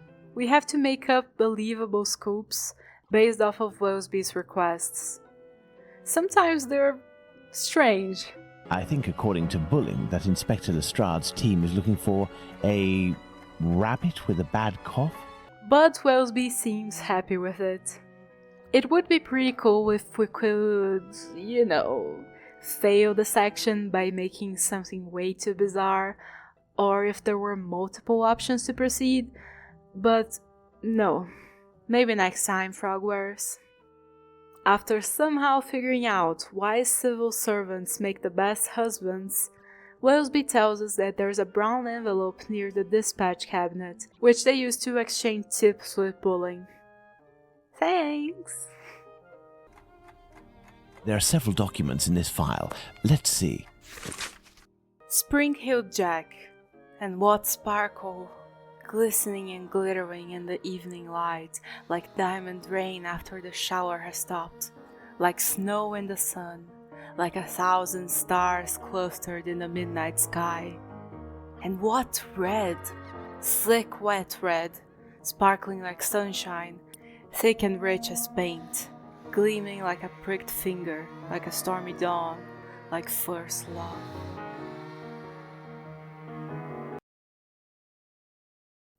Sorry, where were we? Yeah. Spring Hill Jack, popular and financial success guaranteed. Then there's this other note. The Thezas of London. Oh, excuse me. The Terror of London. Jesus Christ. I've never seen an R like this. And this is coming from the person whose R's are often mistaken for V's. Spring Hill Jack, the Phantom Killer, the Butcher's Blade, Dr. Death, the Bleeder. Yeah, keep trying, Bulling, you will eventually get there. Mr. Charles Moore, I thank you for this testimony of the Whitechapel Killer that you followed. Not easy authentication. Do not hand over to the press without my invitation. Thank you for your collaboration and your discretion. We won't forget this. Inspector Eberline. Ooh. Wait, what is that? Tom, about the letter, given the thanks from Inspector Eberline, I think that they took the bait, even if they were defending themselves. Think of the second. We must be ready if he kills again. Either way, we must keep up the correspondence and be responsive. This idea will save us. We will get the information firsthand and we will make history. But stay quiet and keep a low profile. I am not really in the know, and you will be the first one who gets it if there's trouble. CM. Huh.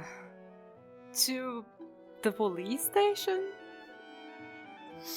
Oh no, they're closing in. Listen here, Holmes, let us do our job. You are not the boss of me, Inspector. Jack the Ripper. Finally, I can stop saying the Bucksrow Killer. Sent a letter to the news agency. That's the explosive bit of evidence that couldn't go to the press. Let us see that. 25th of September, 1888. Cher patron. I keep on hearing the police have caught me, but they won't fix me just yet. I have laughed when they look so clever and talk about being on the right track. That joke about leather apron gave me some real fits. I am down on horse and I shan't quit ripping them till I do get buckled. Grand work the last job was. I gave the lady no time to squeal. How can they catch me now? I love my work and want to start again. You will soon hear of me with my funny little games. I saved some of the proper red stuff in a ginger beer bottle over the last job to write with, but it went thick like glue and I can't use it. Red ink is fit enough, I hope. Haha. The next job I do, I shall clip the lady's ears off and send to the police officers just for jolly, wouldn't you? Keep this letter back till I do a bit more work. Then give it out straight. My knife's so nice and sharp, I want to get to work right away if I get a chance. Good luck. Yours truly, Jack the Ripper. Don't mind me giving the trade name. P.S. Wasn't good enough to post this before I got all the red ink off my hands, cursed.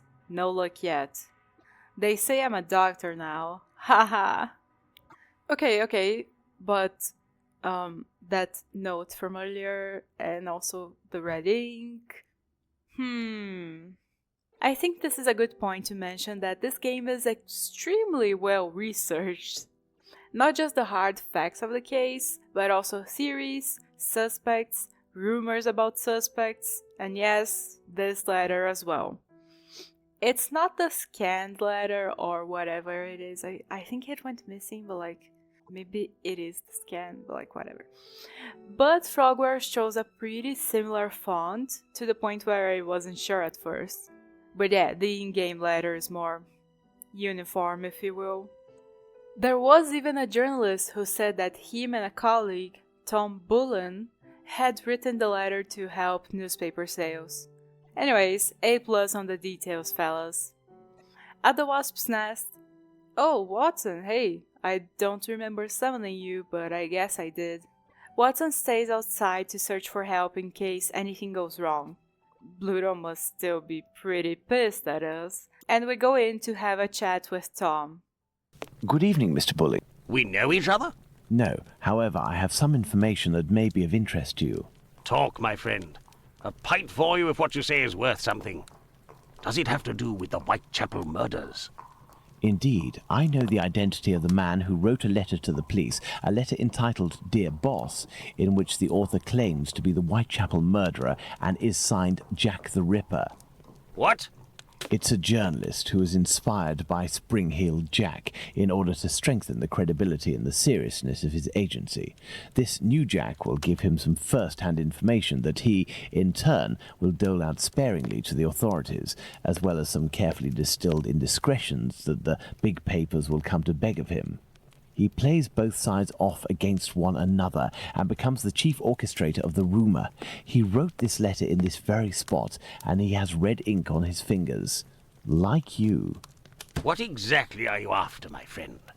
You've been threatening a certain Squibby to distribute a telegram naming him as a possible suspect in these murders in revenge for an old feud. I would suggest you don't write this note, and that you leave Squibby alone. I'd forgotten about the existence of that rapscallion. I threw that at him when I was visiting the station to get the dope. You should have seen his face. You must also stop sending these letters that waste the authorities' precious time. Right, well, I don't even know what you're talking about. I have a great relationship with the Bobbies. Just ask around. I don't have to answer to nobody. Now leave me alone. That wasn't very reassuring, but fine then. Back outside. Oh, hey, Squibby. Squibby, so that's it. You're a free man again.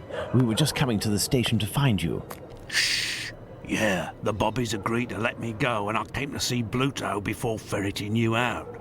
So, you've seen the newspaper man? Yes, he is in the pub and everything is taken care of, but I'm waiting to hear what you have to say about Dr. Tumblety. Okay, but we have to be quick. One night, I goes to see Bluto in his hideout that ain't far from the boarding house where this Tumblety bloke has a room. I see him coming in too. He must have been on one real binge. To the point, the Tumblety fella was there, and he smiles at me, all nice like. He tells me he's a great Yankee doctor, but my business interests him. I'm interested, I tell him, but I'm not the type to just jump right in without getting to know a person, see? He invites me around to his room to talk business, just him and me. We empty a bottle or two, and all of a sudden, like, he wants to show me what he's got in this big trunk that he always carts around places. I just about vomited, see?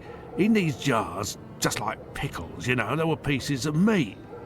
And he whispers that it's the lady bits of some old dames. He called them peckymins. I call them love killers, I would. Yuck! After that, he starts to go on about rich folk. They ain't nothing but dogs, and I won't tell you the worst of it. Then he comes all close to me and puts his sweaty hand on my leg. He was one of them types, not me. I don't wait a second before I give him a good thrashing, and I start running and let go of him, and he still wants to see me again just to talk business. But then I had to do time, so business. Do you know where he can be found? Why, ain't he in his digs? Maybe he got to liking life behind bars too. I heard that in some jobs there's a way to... Thank you for your information, and we'll meet again, my friend. Here is the sum I promised to get you out of London. Ciao, fella. I've just got a little score to settle with Bluto, and I'm heading for the country. Bye, Squibby. You're really cool. Oh, I guess the cutscene isn't over then.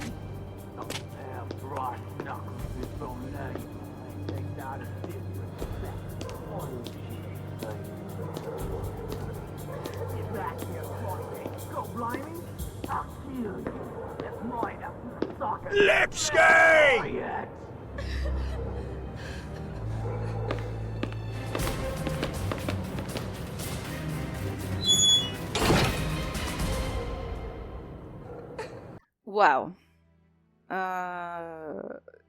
okay. So I guess if he's in there, then it's not him? Got it. Talking to Finley, he tells us that Tumblety dipped, leaving behind a heavy trunk and not leaving behind his keys. We're welcome to take a look up there. The door's still open. Ooh, footprints!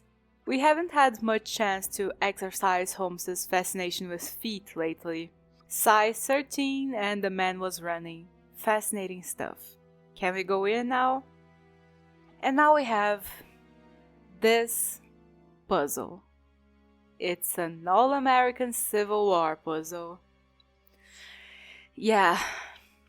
You might be thinking that I forgot to mention a Civil War reference book we picked up earlier or something. No, you're supposed to just know the dates of the Civil War battles and the flags and the caps each army wore. And it's kind of funny because Frogwares isn't an American dev, they're Ukrainian.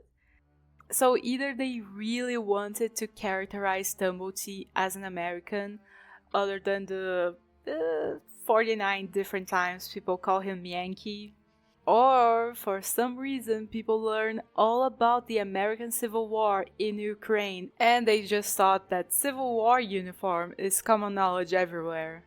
Either way, terrible puzzle that's literally impossible to solve without looking up, or without knowing a lot about the Civil War. Anyways. This is dreadful, Holmes. This trunk contains 4 jars in which organs are floating. Watson, can you tell me at a glance what these organs are? I would say that they are parts of female reproductive organs. Are these specimens fresh? No, and I am quite certain of it. From the colour and appearance, I'd say these organs have been in these jars for several months, if not years. I'm so happy that Watson describes what's in there, because if this game has a problem, it's the assets that just don't load. At least not a game-breaking bug. So we are now pretty certain that Tumblety isn't the Ripper. We also find 2 letters here that, if it wasn't obvious already, make it clear that Tumblety is gay. But still, we must confront him. And he's not here. And the Ripper has struck again, killing 2 victims this time. But Holmes decides to let things quiet down a bit before investigating. Back to Baker Street? We were less than 200 feet away from the first victim a few minutes before she was murdered. We might even have heard the murderer's voice, and we haven't done a thing for the past week. You're the one not doing anything, Watson. For my part, I had been working, and as you know, I've made good use of this week by tracking down and verifying all of the solid facts on these 2 murders to write up the notes that are on my desk, read them over again, and try to gain a bit of perspective. Oh, you're too kind, Holmes. A wall of text to get us familiar with the crimes. Note on the murder of Liz Stride at Dutfield's Yard, certain information, long Liz, occasional prostitute, 45 years old, stormy relationship, charged him with assault but failed to appear in court. The victim was discovered dead by one Lewis Shoots at 1 o'clock in the morning on September 30th.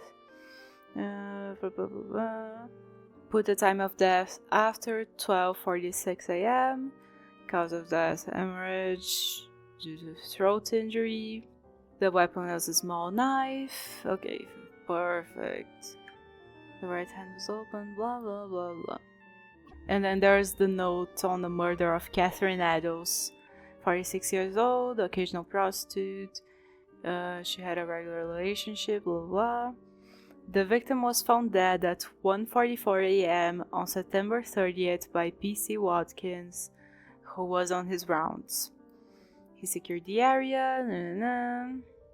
According to the doctor, the victim had just been dead for a half hour. Unlikely, but we know from experience how hard it is to precisely establish the time of death when the corpse has been very mistreated. Cause of death hemorrhage. The white apron was found on the corpse with a part missing. Thus, this missing part was found at 2:55 a.m. on the night of the murder by PC Alfred Long on Goldstone Street. At the right of the entrance, just above the apron, was found the following inscription in chalk: "The Jews are not, the men that will be blamed for nothing." And then there's a list of her possessions. But don't worry about the minutiae, we'll go over it when we visit the crime scenes to investigate. I have read and reread them, but give me something to do then. A task where I can get stuck in, because...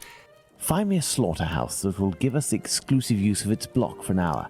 And find me, in your opinion, which common animal shares the most characteristics with humans from a physiological point of view? Pig?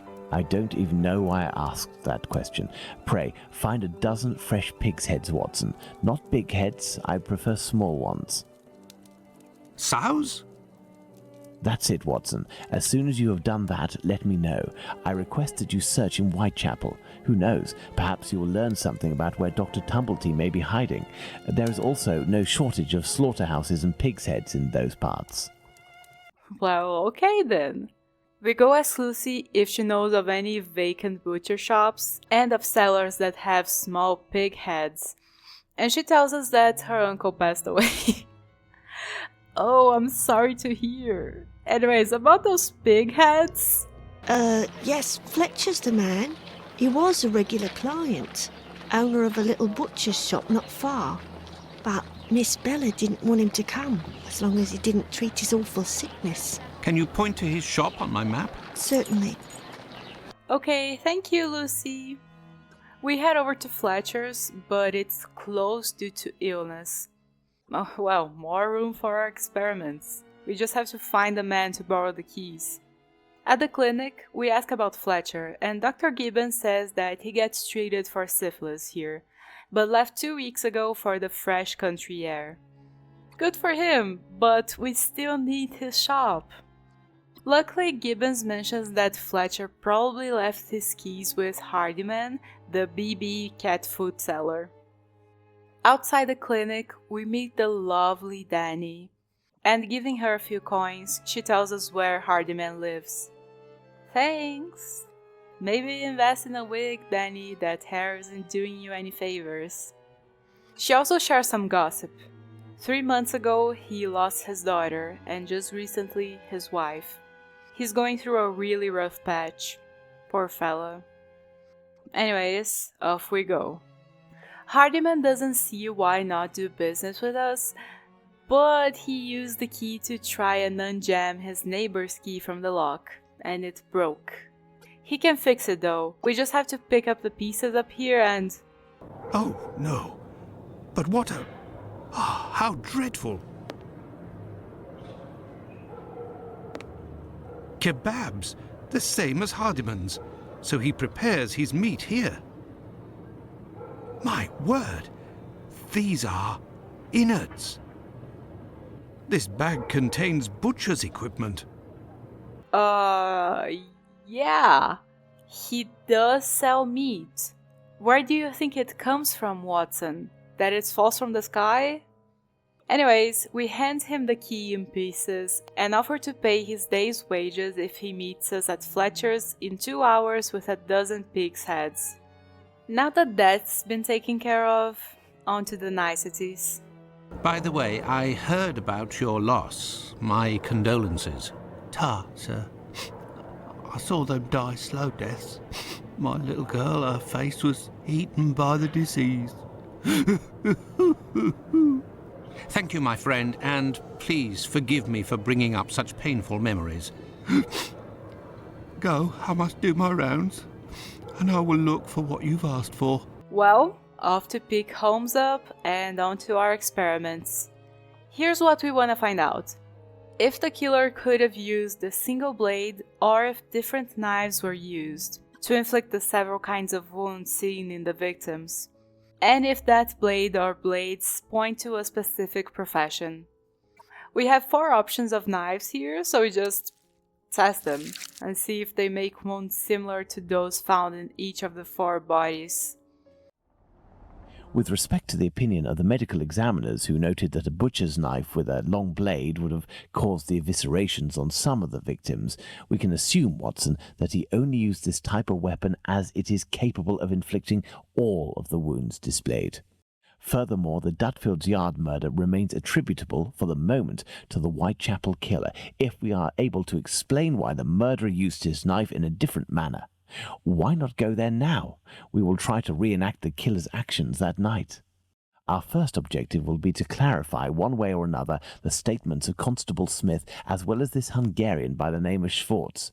We must also try to find out more about the International Working Men's Educational Club, underneath which the murder took place, perhaps at the Wasp's Nest.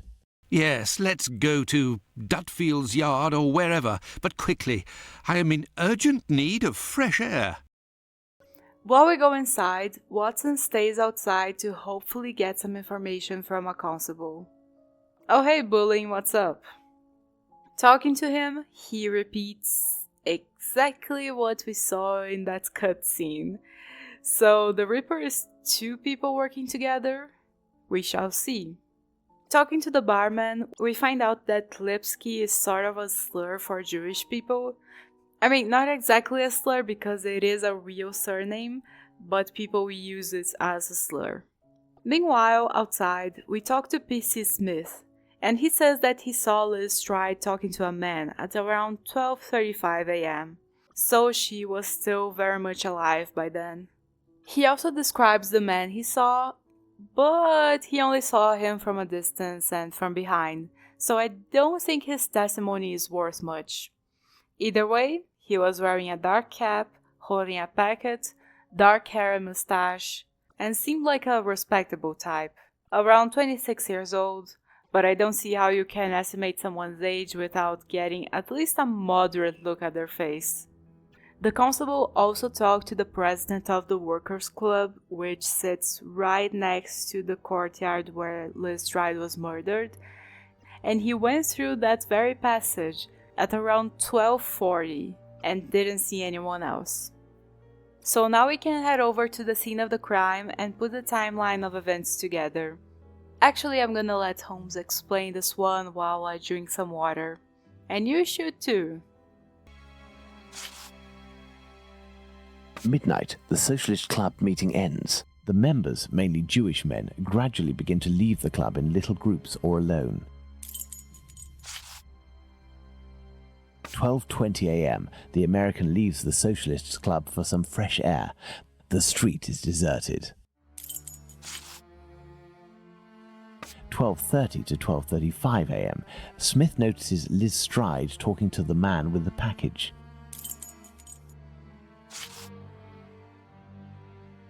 12:40 a.m., Eagle, the president of the club, enters the Workers' Club via the passageway through Dutfield's Yard.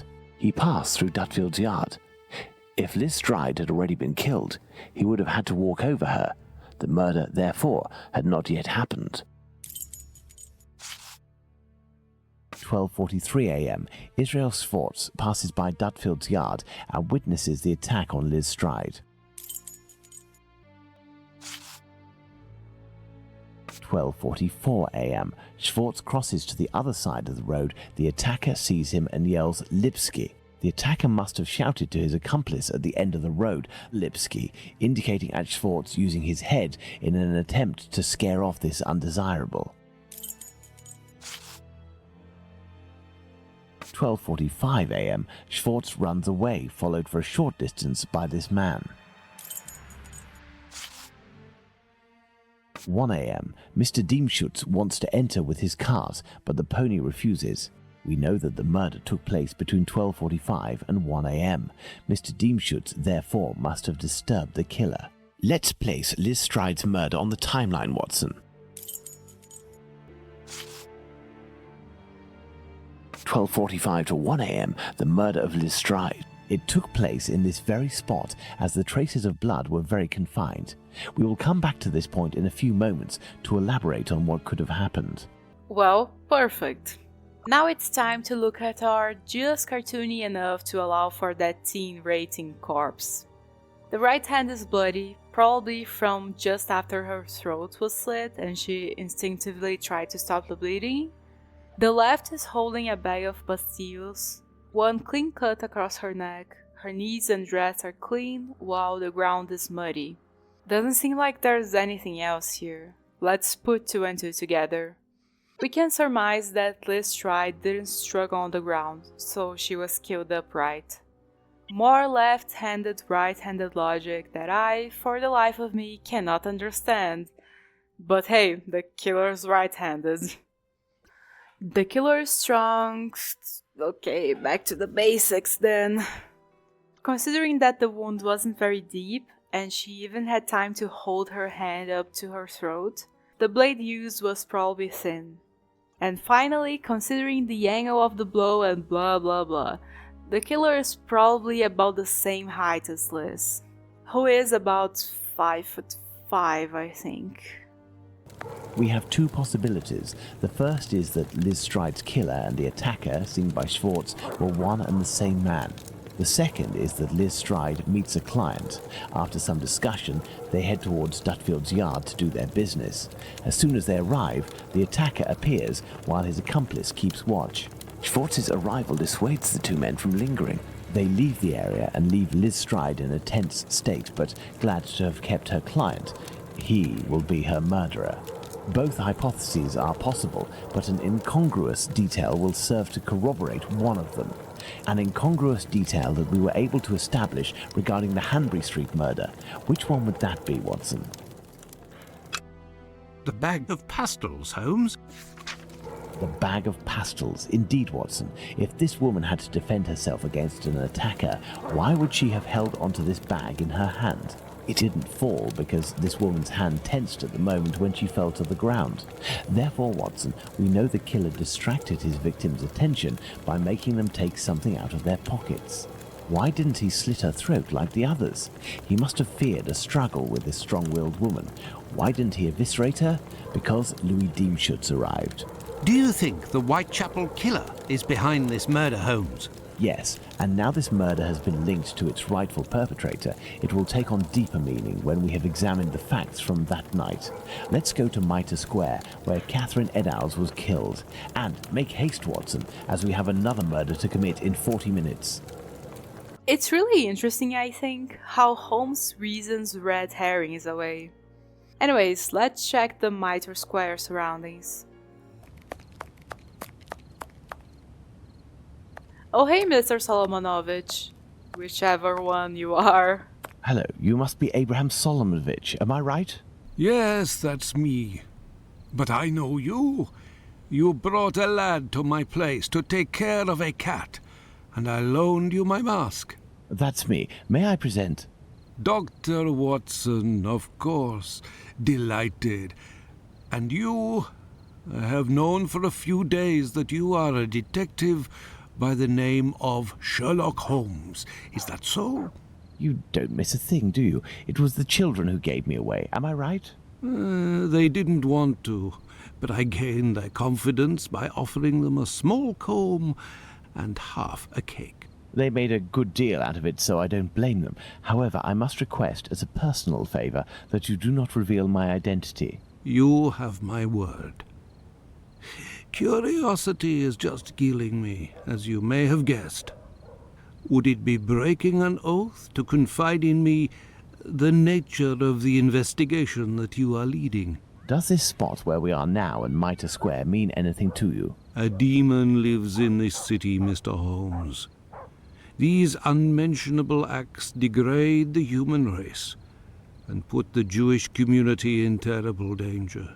Lots of rumours are circulating, but they are but rumours. I see you're leaving the Imperial Club. It's a stone's throw away from Mitre Square, and the 2 recent murders were most probably discussed in there. Do you know if anyone from the club saw or heard anything that night? Yes, Mr. Holmes. That night, 3 members of our club saw a woman talking to a man at the very spot where we are standing, a few minutes before the body was found, at the end of this passage. Fantastic, Holmes. Calm yourself, Watson. There is nothing at the moment to suggest it was the victim. Can we meet these members? I am afraid that won't be possible. As soon as the police heard the evidence of these men, they were sworn to silence. I understand. But you are working for the good, and I must tell you what I know. One of the 3 men, my friend Joseph, left that night with 2 other members of the Imperial Club, Harry and another Joseph. It was around 1:35 a.m., perhaps a bit earlier.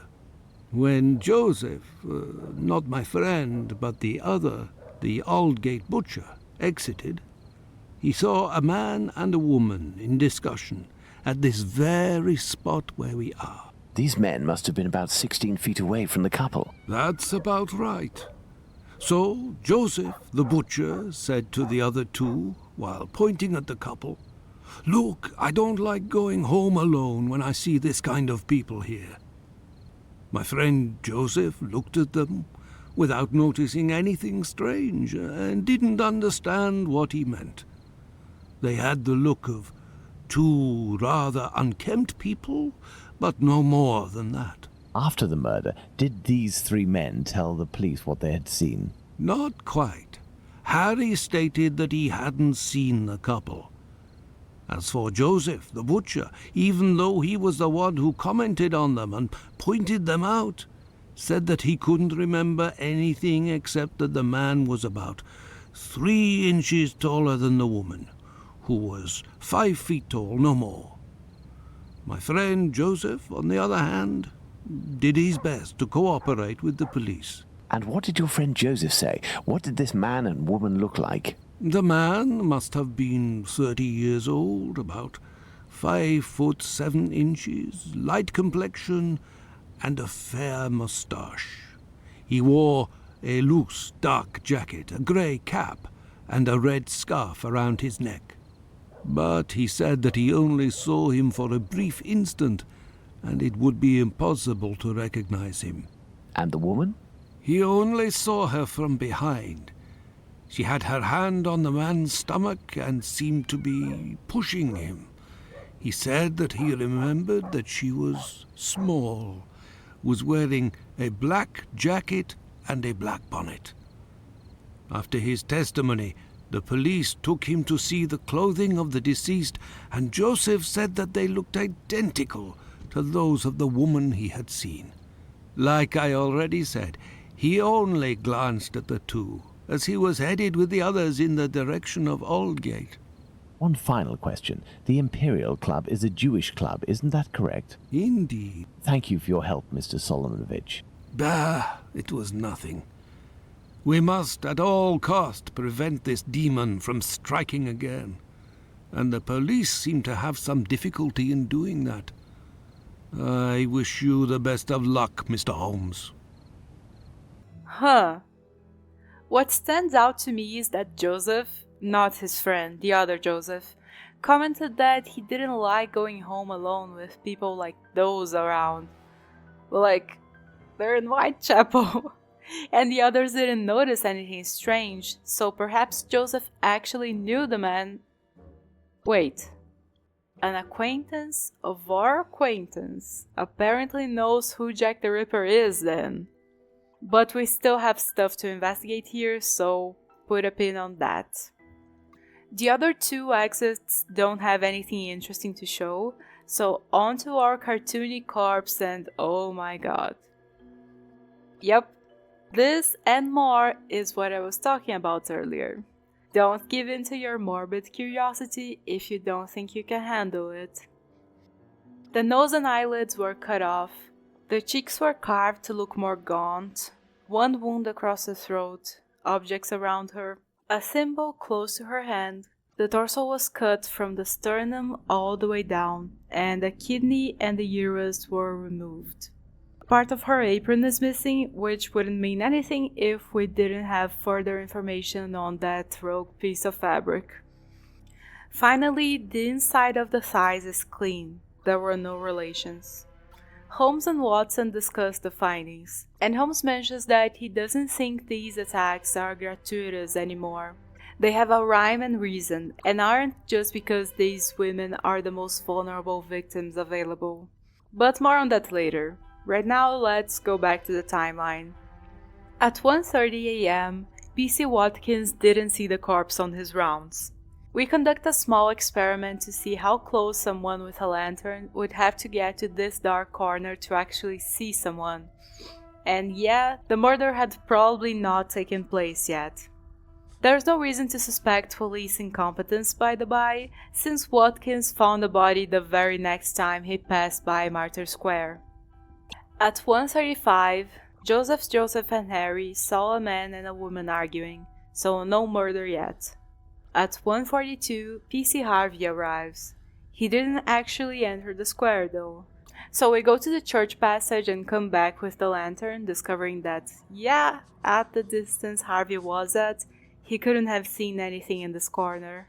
Then finally, at 1:44, the body is discovered by Watkins. As a final touch to the timeline, we consider that we took 20 minutes walking from Liz Stride to Catherine Eddowes, so it's not a spatial impossibility for them to have been killed by the same person. Deduction board time! Eddowes was holding a thimble, perfect. Judging by the items found next to her, the killer probably searched her, as he did with Annie Chapman. Eddowes' murderer knows anatomy. Okay, let's stop with the charades. It's the same killer, okay? Of course he knows anatomy. It's the same guy! Again, he's right-handed, opened her up like an animal, unfeeling and organized, of course. We're not gonna investigate that piece of missing apron that was found not far from here. There's the spot, Watson. By night, Goulston Street is deathly silent, which will permit us to carry out a fair few experiments. Let's find the entrance where the piece of the victim's apron and the mysterious chalk message were found. Finding the spot, we take a watering can to mimic the rain that was falling that night, rewriting the message in chalk, to see how long it would have lasted there. During the investigations carried out on the night of the double murder, PC Hulse inspected the entrances of this street around 2:20 a.m. and confirmed to have seen nothing out of the ordinary. At 2:55 a.m., 35 minutes later, PC Long found Catherine Eddowes' piece of apron and the message in chalk. This message would not have withstood a whole night in the rain, as had I continued to water it for a little longer, I would certainly have erased it. It was written, therefore, at the moment when the piece of apron was dumped. This substantiates PC Hulse's statement, which stated he had seen neither of these during his rounds. After its discovery, it was guarded and protected from the rain, which was subsiding, which explains why it was still legible when it was erased at 5:30.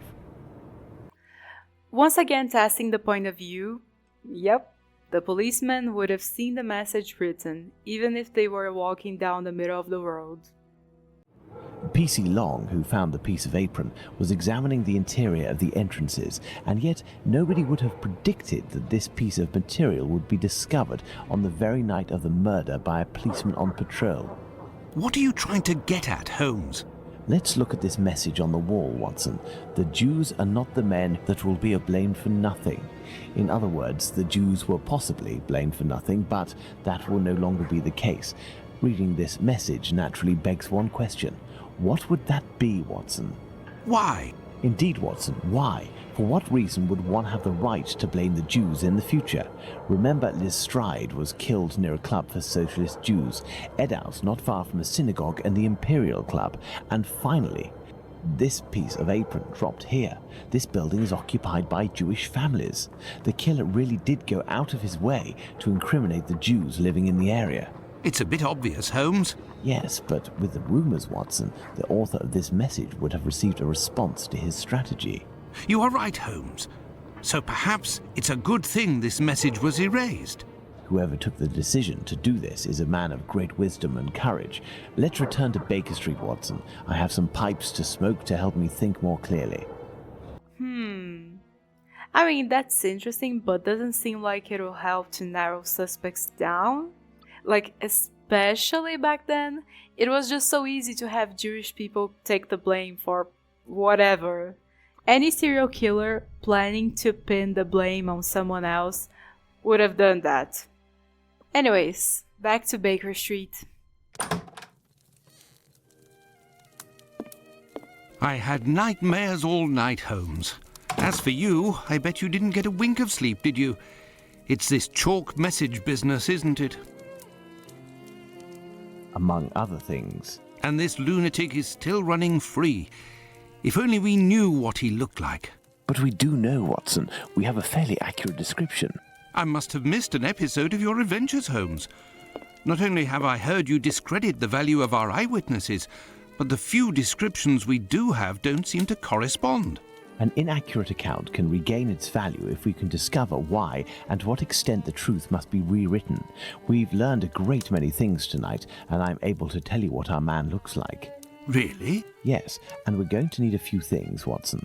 Find me 3 mannequins, my worker's costume, my 3 full wigs, one of your worn garments, yes, that can be used for the workman's outfit, and one of your old suits. Oh, and my deer stalker, the one I never wear, but everyone seems to think I wear day and night. Wait, already? Hey, this investigating business actually works. We grab everything Holmes asked, and then recreate the man the testimonies described, in height, clothing, hair color, and age range. By the way, let me take this makeover moment to mention that I really like how Frogwares is gamifying investigations. If this were a book, it would go something like this. Watson would be like, "We don't even know what the killer looks like," and then Holmes gives the correct description. Watson is stunned, Holmes explains the logic behind it, and then Watson goes, "It sounds so simple when you explain it like that." Of course, that doesn't do for engaging gameplay, but how exactly to adapt that without taking away Holmes' intellect? Trust me, whenever someone has a Sherlock Holmes story and thinks, "Okay, I'm just gonna tweak this a little bit right here," it's really easy to make your audience think, "Isn't he supposed to be the greatest detective ever? Why is he so stupid?" Trust me. Well, how then? A demonstration for Watson's sake. Believable and interactive. Anyways. Indeed, Watson, that's the right size for Abraham's mannequin. The account given by Mr. Solomonovich's friend is incorrect in at least one point. The first Joseph said that the man was at least 5 foot 7 inches tall. The second Joseph said he was 3 inches taller than the victim, whom we know was 5 feet tall, which would suggest a height of 5 foot 3 inches. Don't forget that it was this second Joseph who attracted his friend's attention towards the couple on the other side of the road. We can assume he got a very good look at them. As for young P.C. Smith's account, he must have been mistaken about this person's real height. It is only an inch or 2 after all, and we can attribute the same height as the other 2.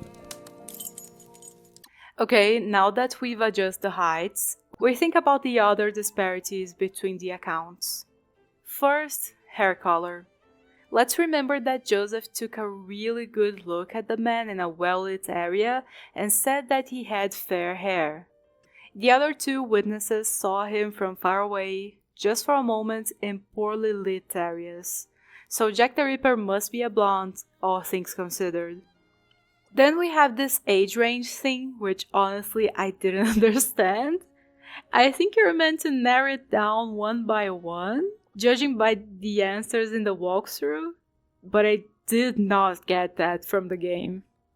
Anyways, the age that's included in all estimates is 33, so that's most likely the Ripper's age or very close to it. Now, let's place ourselves in the shoes of Liz Stride's killer. He has just slain his victim and sees Louis Diemschutz discover her body. Our killer is at great risk if he stays in the area. He therefore gets away from this spot.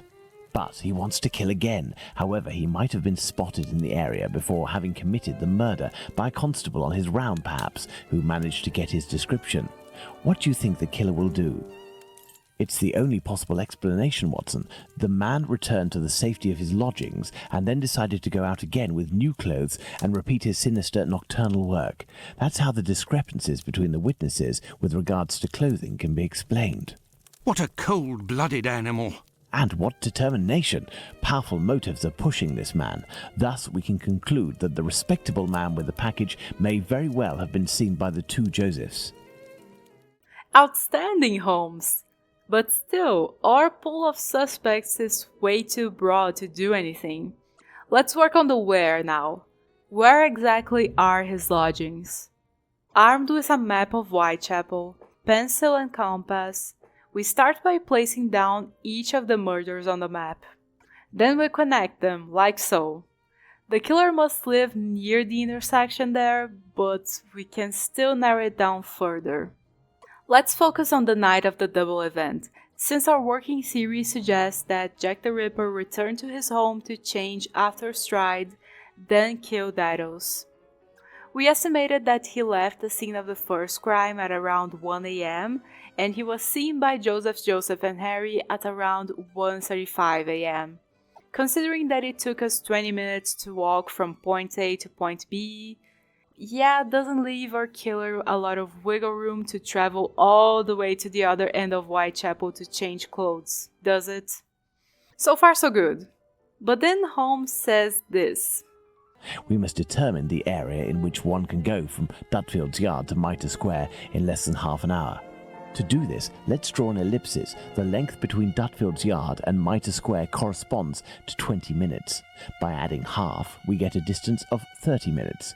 By taking the two right segments, each starting from the two murder scenes, and which the sum of the lengths makes 30 minutes, we get our ellipsis. Did you get all that? Yeah! That only served to confuse us.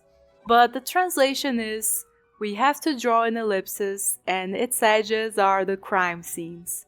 Which is difficult enough because you have to ignore the heavily detailed map and visualize the exact middle of this line. But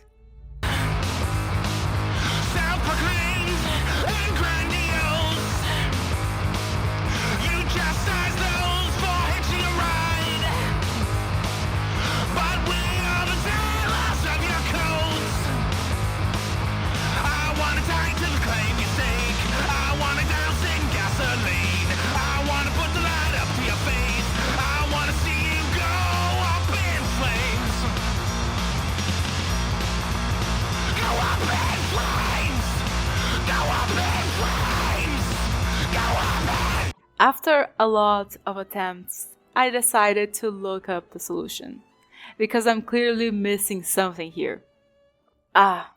It's a graphical bug. Charlie, come on! Come on, Charlie. Do something, Charlie. While watching these videos or playing these games, you can't fail to notice the stretched out look that all the menus have. I'm guessing that originally they were in 4:3 ratio and then were lazily adapted to 16:9. And this puzzle's bug is an artifact of that adaptation. We have to draw a way bigger ellipses than what would have originally been needed. Holy shit, I spent 16.5 minutes trying to draw this. I have too much patience for my own good. So, on to the next stop of narrowing this down. The murder at Mitre Square must have been committed in a safe zone, not far from where the Ripper lives, since the police was probably already looking for him after the murder of Liz Stride, and then he walks, probably all bloodied and clutching a piece of apron, to leave it over here and write that message with chalk. That must mean he lives somewhere in here. And considering the other lines that we've drawn, this is the final area of interest. There we are, Watson, the Aldgate district. Shouldn't we inform the police so that they can concentrate their efforts on this area of Whitechapel? It is probably already crawling with inspectors, Watson, and I doubt that they would take us seriously, even if they were willing to listen to what we had to say. Let's focus instead on understanding the killer's modus operandi. We know our murderer preys on prostitutes who are penniless, weak, sick, or alcoholic, that he distracts them the moment before killing them, and that he left an anonymous message inciting anti-Semitic hatred at the entrance of a building occupied by Jews. How would you describe this man? What a coward! Indeed, he is a person of great cowardice. Let's look at his murders, and in particular, the depredations on the corpses, putting aside that of Liz Stride, because on that occasion his work was left unfinished. If we recall the observations made on the victims and the parts that were mutilated or damaged on each of the bodies, without forgetting the fact that he also removed one or more organs, we can ascertain that our killer evolves during the course of the murders, cowardly and still evolving. And yet, look at the location of our first murder, that of Polly Nichols in Bucks Row. It is the most distant from the area our killer would appear to live. Perhaps this murder was preceded by another within the killer's area. I believe a cowardly killer would commit his first murder in an area close to his home in order to find refuge as quickly as possible on carrying out the act. Holmes, an idea just occurred to me that fills me with dread. This evolution of which you speak. He will pursue his next victim as long as the conditions permit him to continue killing Watson. But how could one go even further in this horror? Look at what he did to that woman, Catherine Eddowes. In order to avoid having to answer that question, we must act with haste and planning. Watson, I suggest you inform yourself on the mutilations sustained by the victims. We played with the idea that this could be an act of vengeance against prostitutes. If the mutilations correspond to areas affected by a specific pathology, perhaps the killer wanted to give an eye for an affliction he felt the prostitutes he knew were responsible for. And this trail leading to Dr. Tumblety, Holmes? I also have a few things to look into in the meantime. I still have a primary witness to track down, not to mention old trails I've yet to pursue. See you soon, Watson. When we first spoke about the Bucks Row murder with Watson, he was reading a newspaper, The Star, dated September 1st, 1888, I believe, which mentioned similar murders in the preceding months. I have no chance of finding the police reports, but perhaps I could find some information at the Central News Agency. I must go there at once. Afterwards, I'll go back to see Abraham, the owner of the pet shop in Whitechapel. The second Joseph's statement would lead me to believe that he may know the man spotted on the corner of Church Passage that night. If that's the case, I must find this witness so I can question him. Well, yes, the area we got is the district of Aldgate. The Joseph who seemed to know the Ripper was described by Abraham as the Butcher of Aldgate, so it's almost a certainty that he knows something. But first, off to the news agency. Oh hey Bulling, what's up? Oh no, your colleague didn't tell you about the tip we gave him? Oh no, that's not very nice of him. Actually, before you leave in a drunken rage, can you tell us where to find information on the murders in Whitechapel from before this whole debacle officially started? So over there in that cabinet, they keep the information they sell to other newspapers. In the police/law section, we'll find the transcripts of police files and trials. But they aren't labeled. And we can't open the sealed envelopes because, I don't know, Holmes doesn't wanna. So yes, it's the locker room puzzle from Nemesis all over again, which I loved, so I'm not complaining. Looking at the compartments more closely, we notice that the top rightmost one has been repaired recently. And, ooh, open envelope! What does it say? Economic information. Okay, you go there. That's all we can do here for now, so let's snoop around to find out more. Dear Fernand, confirming my presence at the club. The new laddie still has the favors of Janet, but she'll end up forgetting him and giving in to me. Yesterday I placed a few inventions in science with politics dispatches, since they're on top of one another. Okay, write that down. He looks like a half-wit, blah blah blah.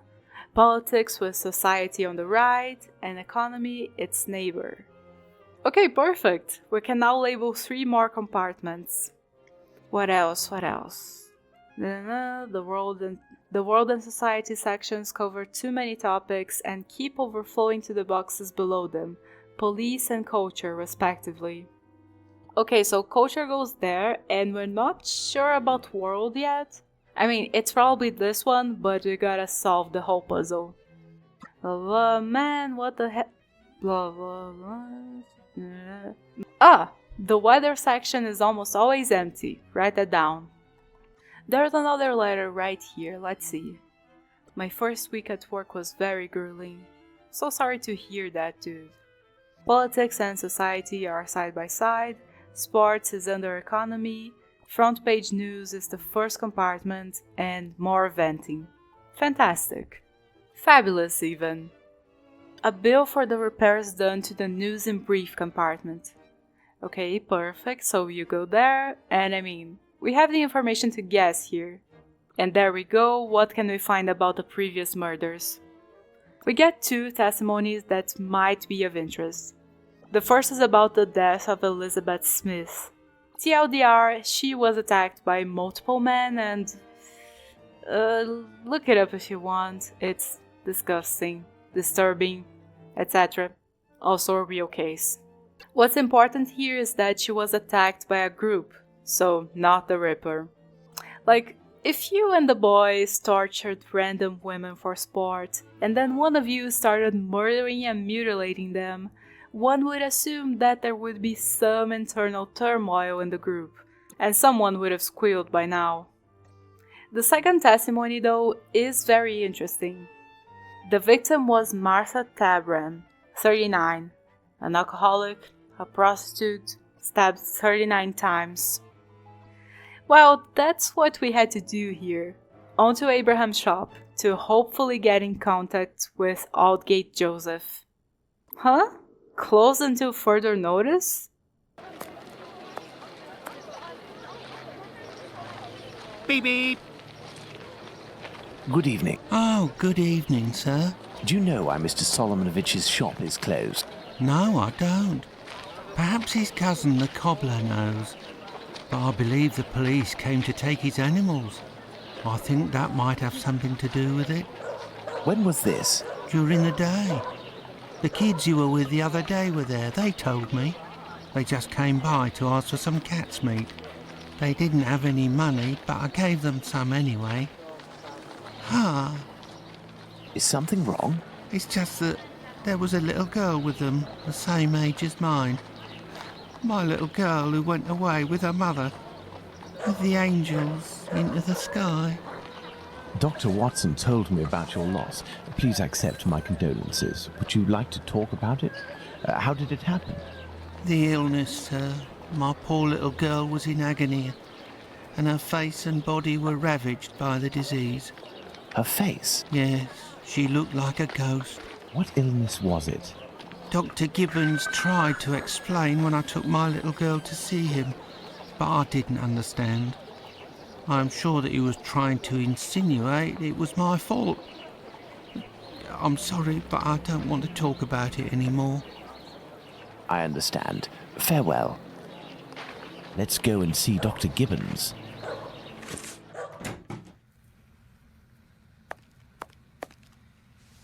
Hello, Doctor. Do you remember me? I'm Sherlock Holmes, Dr. Watson's friend. Oh, yes. Excuse the mess, but I am doing a bit of tidying. I have come to see you about a Mr. Hardyman, a cat food seller by trade who recently lost his daughter and wife. Yes, I know him. A tragic story. Actually, I was hoping you could tell me about the disease that took his daughter, a disease that would have attacked her face. Well, to keep it short, we are speaking of syphilis, Mr. Holmes. You must certainly know that it is transmitted through intimate connections and that the vast prostitute population here contributes to its inevitable progression. It destroys individuals by spreading through the body slowly. The most obvious symptoms can be found in the genitalia and on the face in the form of pustules or lesions. Sometimes this illness can destroy whole families. The father catches it from a prostitute, he transmits it to his wife, who in her turn passes it to the kids which she bears or nurses.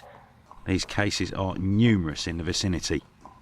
Certain children, and this is the case of the little girl whom I won't name, suffer from an emaciation of the face which will, apart from predicting an imminent death, bring infamy upon the family. Emaciation of the face? Yes, what we sometimes call the pox. I will give you a photograph. One cannot be mistaken on the origin of such a face. The eyes seem to be void of lids, the nose is inexistent as if it was cut off, and the cheeks are chiselled as if cut with a knife.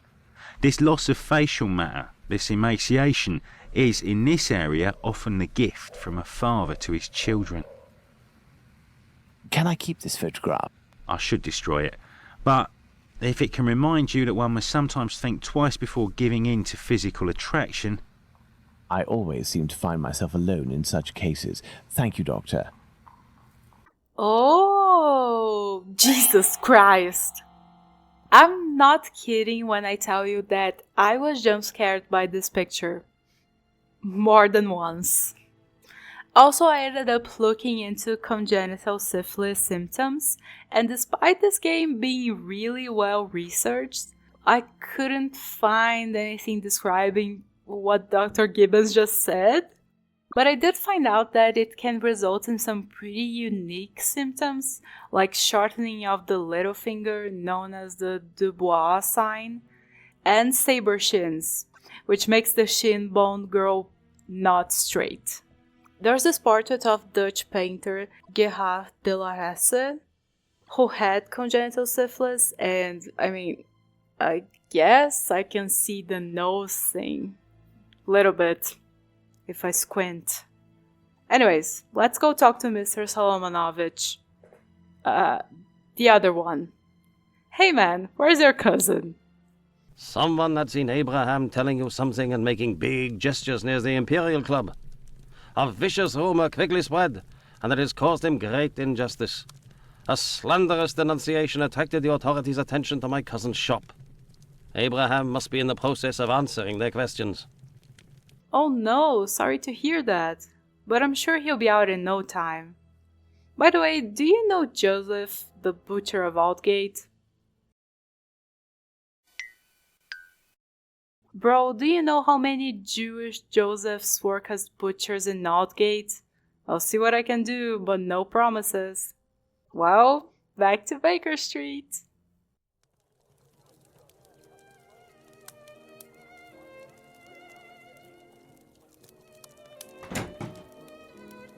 Hello, Holmes.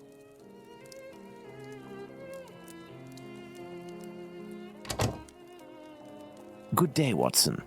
Listen, Holmes, I know I should have got here sooner to give you a report on my research, but this case has led me to neglect my patients and my wife more than I care to admit. I've been able to sort things out over the last few days, and now I am ready to pursue this investigation. You don't have to justify yourself, Watson. Whilst I do tolerate you as an observer, and despite your occasional help with more menial tasks, may I remind you that you are by no means an indispensable part of this case. Oh, you tolerate me as an observer, do you? Oh, you're too much, Holmes. Well, Mr. Detective, despite my absence, I have been working on this case, putting my relationship on the line in the process. And I happen to have a confidential letter that only passed from one lord's hand to another. What it contains is extremely serious and concerns Dr. Tumblety and his collection of uteri. Let me see that. I love the sold married couple. Let's see this letter. 18 months ago, Tumblety contacted the hospital looking for some uteri, supposedly for his research, but was denied. He was willing to pay a large sum of money for them though, so maybe he found someone willing. Anyways, back to Martha Tabram. Let's place her murder on the map. And wouldn't you know it, squarely into Jack the Ripper's safe zone. My dear Watson, we now know what this man looks like, in what area he lives, and that he suffered directly or indirectly from syphilis. Let's not forget the anatomical knowledge he must almost certainly possess. Given his lower-class background, a butcher seems very likely. However, it may be the case that the man was a butcher once, but is no longer. He might also have been a medical assistant. Who knows? That's why we need the testimonies of the other Joseph and Dr. Tumblety in order to be certain. What shall we do, Holmes? As the police's cooperation is futile and can be ruled out, we have nothing to do but wait. Watson, wait, and hope we see one of these two men before the killer strikes again. At last, a long day's work done. How are you doing, Holmes?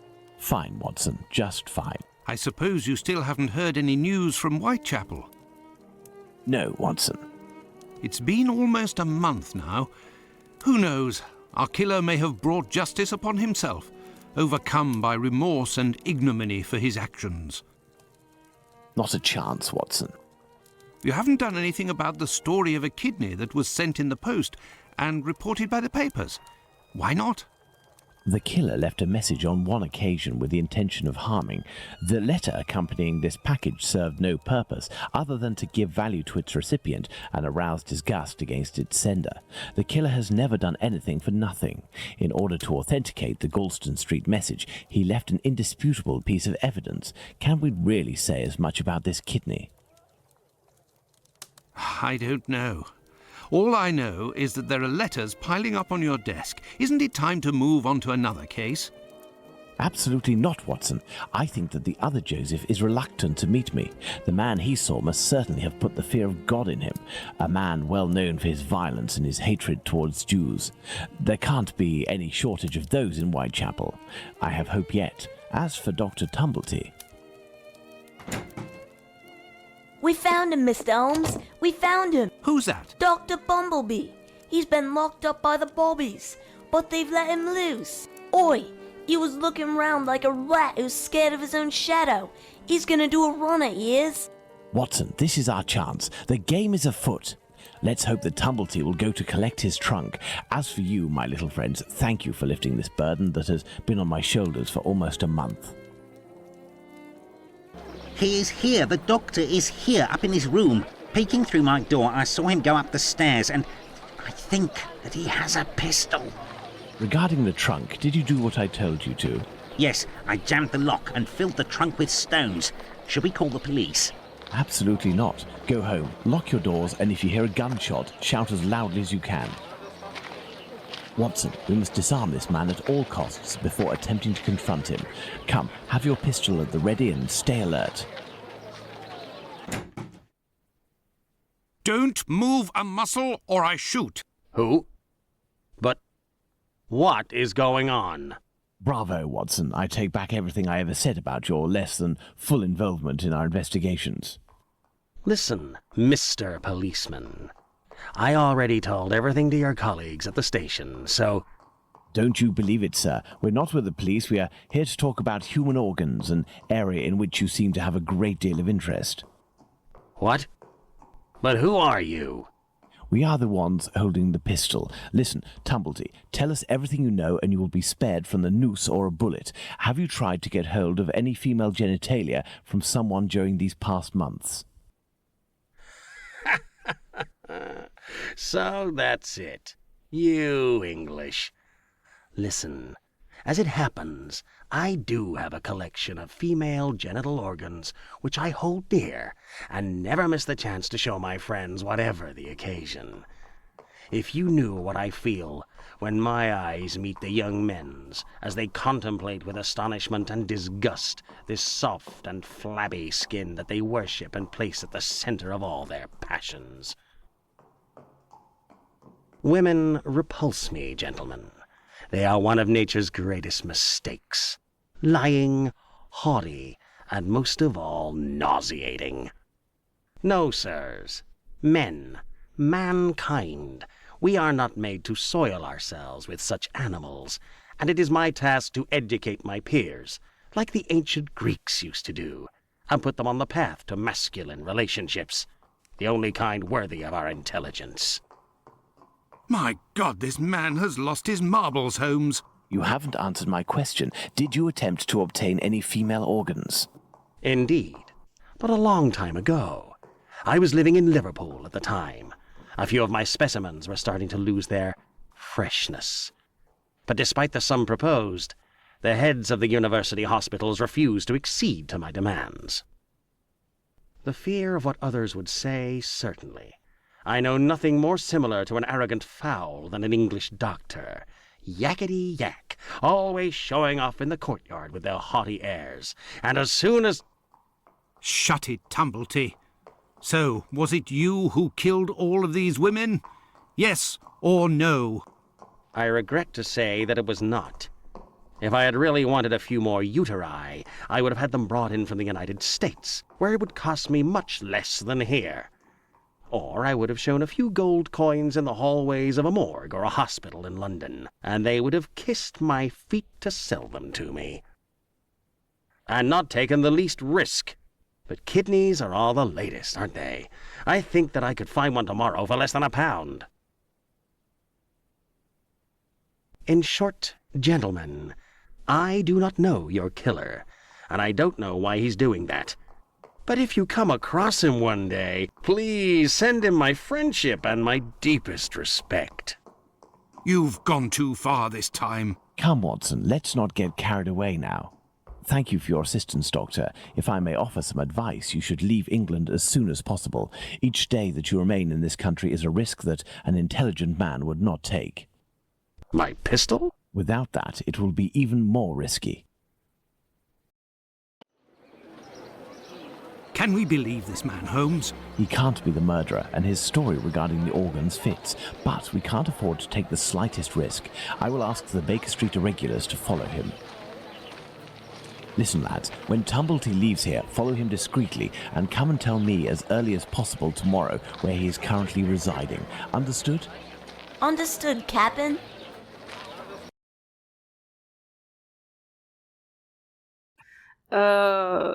No comment. No comment at all. On November 9th, Holmes once again drags Watson out for more investigating, this time to go to an address the irregulars gave him. And they get lost.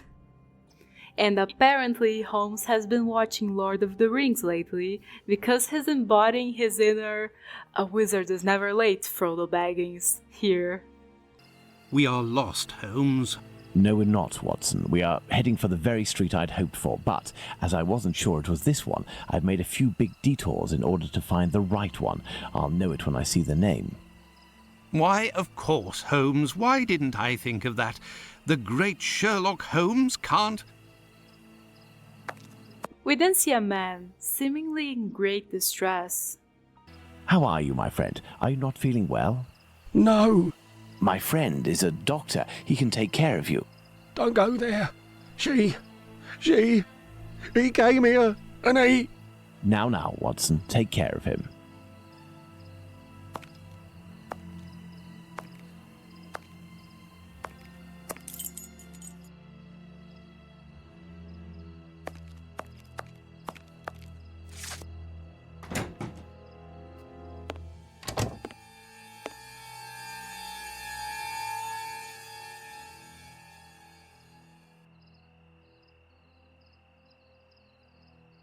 My God! What happened? Can't talk. Wait for the coppers. Are they coming?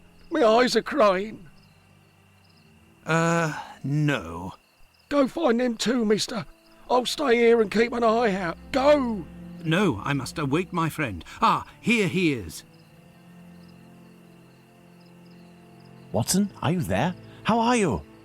Fine, Holmes. And you? What happened? Hello, sir. Where are we, Watson? In Whitechapel, Holmes. This must be Dorset Street. You don't seem very well. Do you need something? Indeed, Watson. Some clay, a great big piece of clay. I would ask for some wine, too, but as you know, I taste nothing but melodrama. What is over there? A trip from which you will never return, Watson. Trust me, don't go there. A trip? Behind this door? In this room? It's not strictly a door, it's more of a portal, a threshold, and what lies behind it is not the mortal realm, Watson. It is a place beyond time and space, the gift of a frantic artist who made use of his talent in order to grant us access to his world, Watson. Beyond that threshold is an abyss. Hell.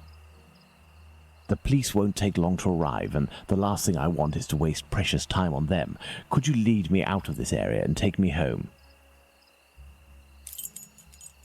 And honestly, he's not exaggerating one bit.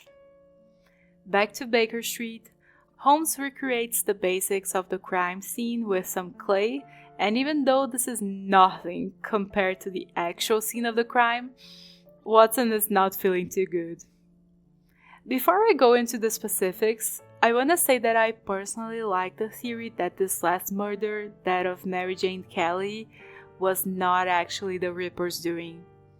It had been more than a month since the double event, when all the other victims, even including Martha Tabram, were killed within the span of 2 months, from August 7th to September 30th.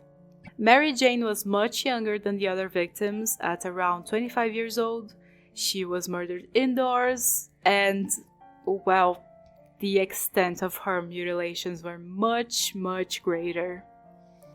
Like, the pictures of the crime scene always kind of fascinated me. Please don't click off. I swear I'm sane. I'm not gonna kill anyone. It's just that they're really high definition. Like, seriously, we're talking about almost 8K. And yet, when you look at it, it's like, what exactly am I looking at? I think the round of Reaper research I did for this video was the first time I managed to distinguish a closed mouth and closed eye in there. I think the post-mortem of Catherine Nettles is much more disturbing because you can clearly see what happened. It's just awful. While with Mary Jane Kelly, it was just a slaughterhouse. It truly looks abstract. Best way I can describe it. Thanks to Holmes's photographic memory, we have all the clay organs that were scattered about the room to put together and see if anything is missing. Turns out that the heart was nowhere to be found. There we are, Watson. We have examined everything. The heart is the only thing missing. 2 uteri, a kidney, and now a heart. He had all the time he wanted in which to disfigure her, cut her up like a piece of meat, and yet took nothing but the heart. What do you think of that, Watson? Watson?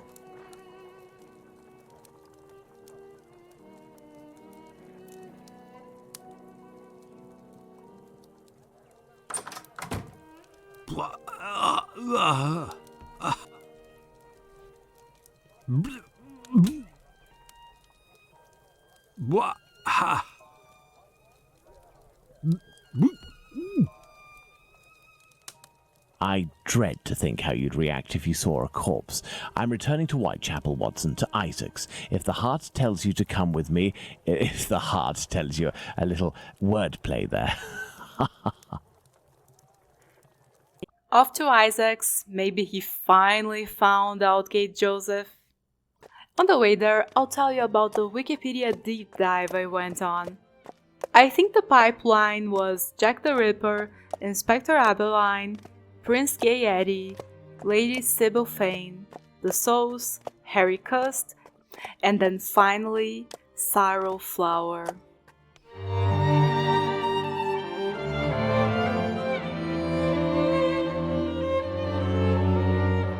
What caught my attention about him was actually this picture he took of Harry Cust. It looks really interesting in an era when pictures weren't really very creative with their composition. So I thought, wow, maybe he was a photographer. Let's check his stuff out. But he wasn't a photographer, and apparently close to none of the pictures he took were ever made public. But holy shit! Like, am I going crazy? Is it just my weakness for blondes? He was not only gorgeous, but exuded this charisma and confidence that... wow. He was even drawn by Frederick Sandys. You know, that guy. I love his style. Unfortunately, he had no children, so I'm not sure where the pictures he took would have gone, and who I'd have to email to try and unearth them.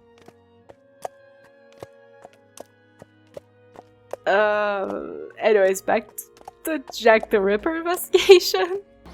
Beep, beep. Evening, Mr. Holmes.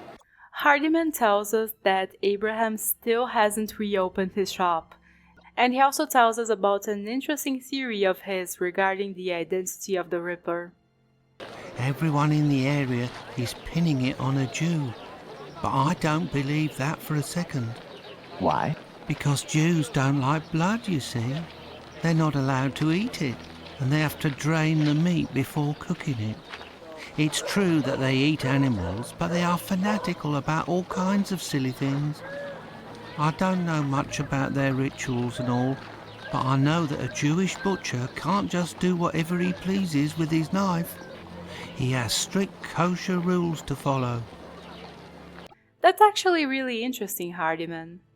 Then Holmes asks if Jewish people can eat offals, and if a calf's kidney would be as big as a human kidney when fresh. Yes to both questions, Hardiman tells us.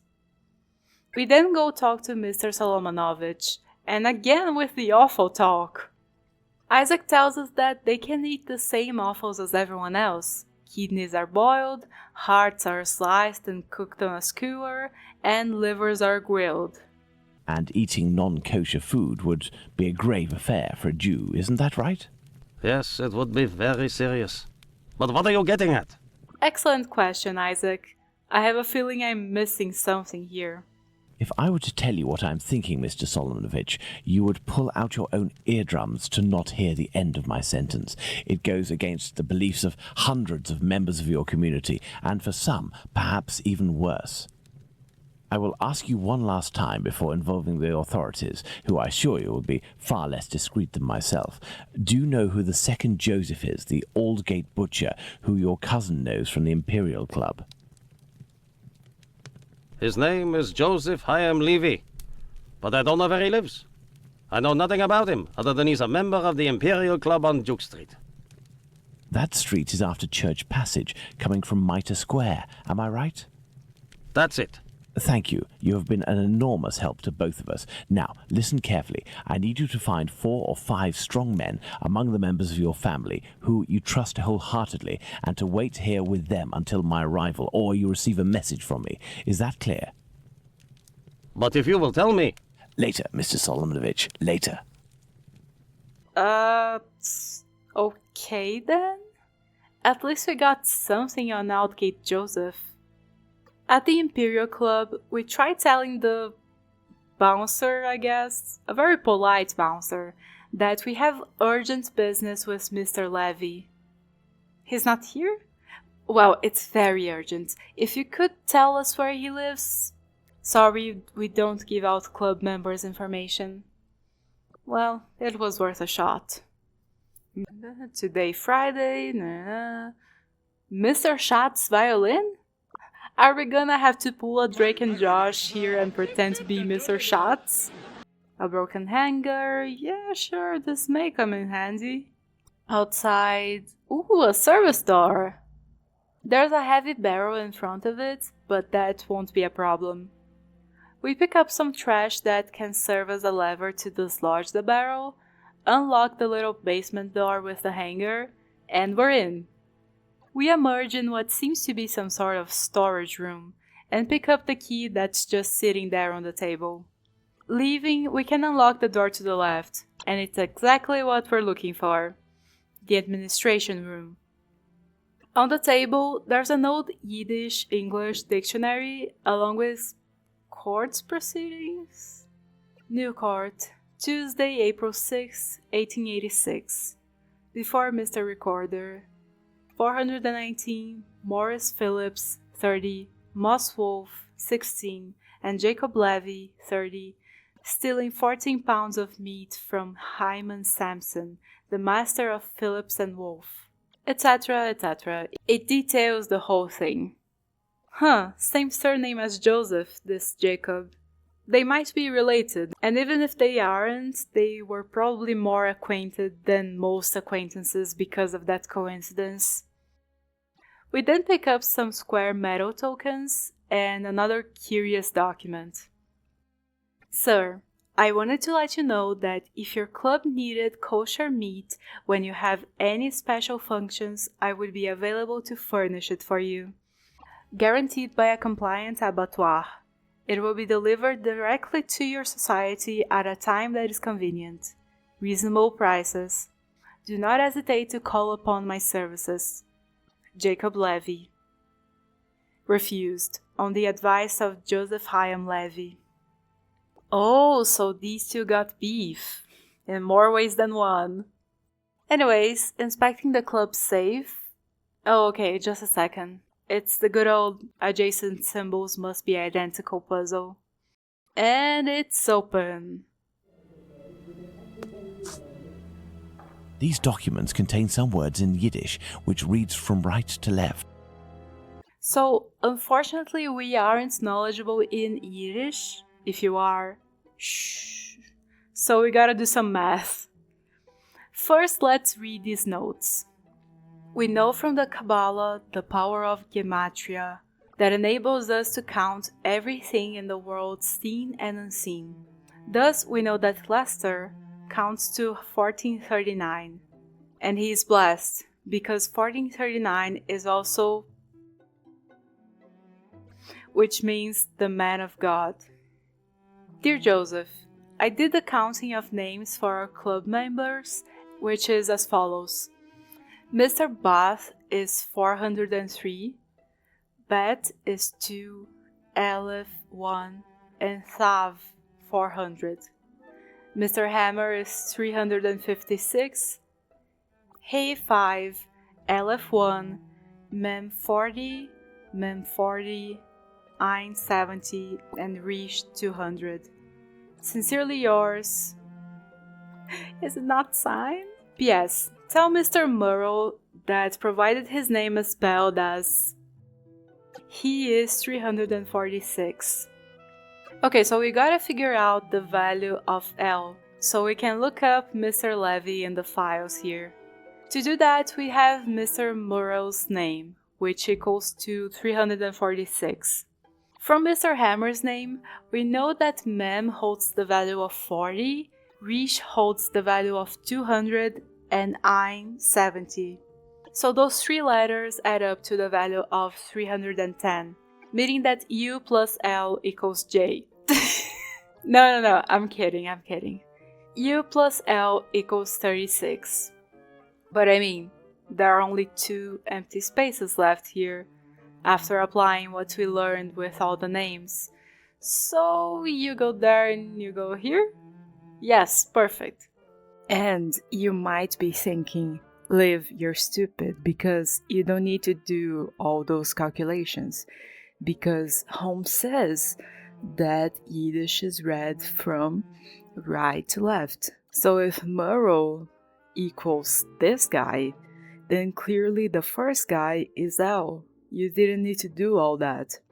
And to that I say, okay, but look at the Lester thing up there. The first letter is that same guy.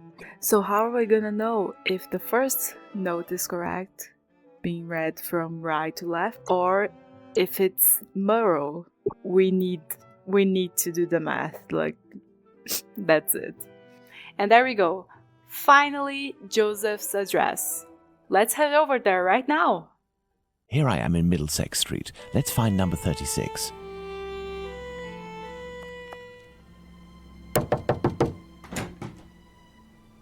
Hello, sir. What do you want? Hello, Ma'am. I would like to speak with Mr. Levy. Do you know if he's in? I am Mrs. Levy, his wife. He's not arrived yet. Do you know when he'll be in? No idea. You know, he works at the butcher's and helps at the slaughterhouse. It often happens that he doesn't come in until early morning and then leaves right away.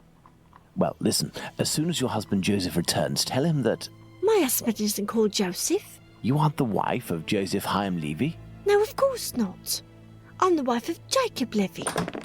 Mr. Hyam Levy used to live here with his parents, but he moved. Mommy, who's the man that you are talking to? But this poor child has syphilis. He carries the mark on his face. Leave us, children. Go back inside with your brothers and sisters. Yes, Mother.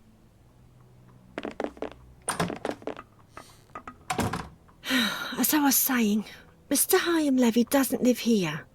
He works in a butcher's near Aldgate, but I don't know exactly where. But if you find him, he will surely live next door. Butchers always live near their work. Could you possibly give him a message on my behalf? I don't see him often, and, well, even though we know him, we aren't on friendly terms, you see? Is he bothering you, Mommy? No, Simon, not at all. That's a handsome boy you have. It's strange that he has light hair. He takes after his father.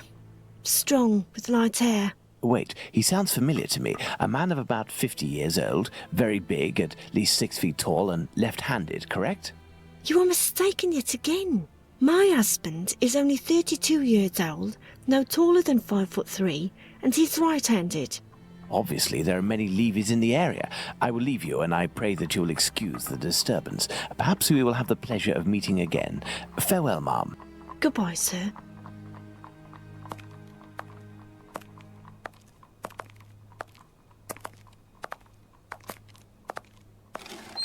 Daddy! I must return to Baker Street. It's him! We found him! Back in Baker Street, we add the finishing touches to our deduction board, but we've been through this already. We then go over our board of suspects to determine who Jack the Ripper is once and for all. The weird artist? He's not even in London. This section's kinda weird considering that we literally just saw a man who's 5'3", 32 years old, blonde, mustache, poor, right-handed, suffers from syphilis, etc., etc. But hey, we gotta attribute each of the characteristics we know Jack the Ripper possesses to each of the suspects. Mr. Levy is, of course, the only one who has them all. Right-handed, syphilis, poor, is or was a butcher, has a score to settle with the Jewish community, great physical force, has workman's clothes, lives in Aldgate, is 5'3", and finally, blonde hair and mustache.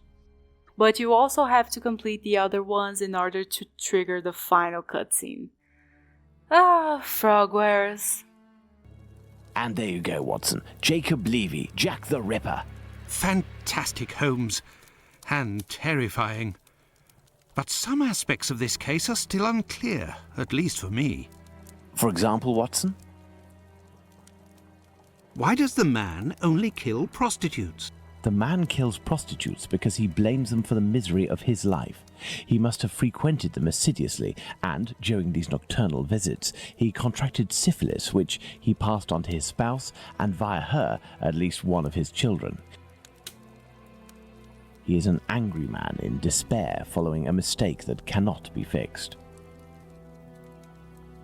Why does he only kill such miserable prostitutes? He never had the means to afford prostitutes of higher standing than Nichols, Chapman and the others. At one point in his life he was forced to steal to make ends meet. This indiscretion cost him dearly. He was imprisoned and exiled from his community. He had frequented low-class prostitutes, thus it was they who infected him and they who must pay. But why did he remove the organs? To take vengeance on his own community, which rejected him and had more success than he. He is a man who bore the burden of a sinister reputation, that of a thief and a madman, because of his internment. So he took his vengeance in the most cowardly and horrific manner imaginable. He rubbed his knife on the uterus of a sick prostitute before using it. He passed Edow's kidney off as a veal kidney. Why did he disfigure the faces of the last two victims? Revenge yet again, Watson. This is what you did to my child. You will suffer the same fate. And the piece of apron and the message at Goulston Street? The only reason to have placed the piece of apron incriminating the message and attracting attention towards himself is that the people that Levy holds responsible for his arrest live in this building. The butcher's where he committed the theft is found in Goulston Street, and the majority of the butchers who denounced him surely live close to their workplaces. But finally, Holmes, why didn't his wife or anyone else notice anything? His wife has many children and must be very busy. The man is a butcher, which must facilitate things when one is questioned by the police in the street and must justify the bloodstains on oneself. Furthermore, butchers often work during the night as the meat must be sold fresh each morning. His nocturnal absences were easily justifiable. Finally, he works in the butchers or slaughterhouses. Nothing could be more simple than slipping a kidney in here and using a knife soiled with human blood there. This story is frightful, Holmes.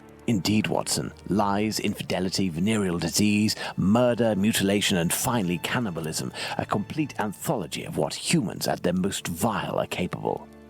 Let's go at once to Whitechapel and put this madman where he can do no more harm, Holmes. Let's, Watson.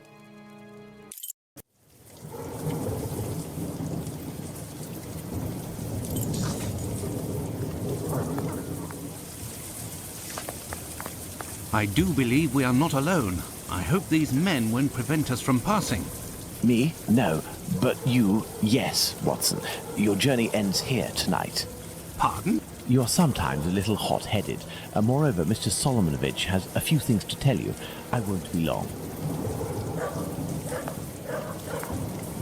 You can come in, Mr. Holmes. He's waiting for you inside. Everything was organized according to your instructions. I don't know how to thank you. Later. Dr. Watson is awaiting an explanation from you.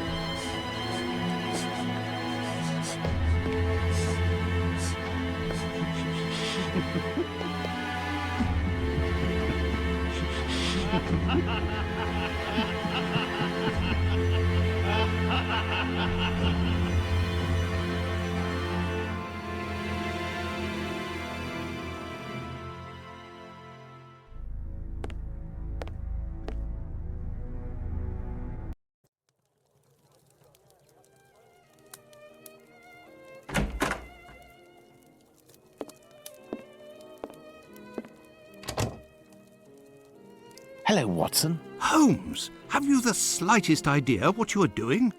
I think so, Watson. Leaving this bloodthirsty pervert at liberty and hiding his existence from the London police? What folly! Certainly, the police will never find their man, but with so many men deployed, this affair will indirectly have a benevolent effect on the crime in the vicinity. But Holmes, wait! Justice hasn't been served, and we are accomplices to the fact. Justice? But I don't serve justice, Watson. I serve truth. And, incidentally, I serve my country, and I don't think that I have ever served it better than today.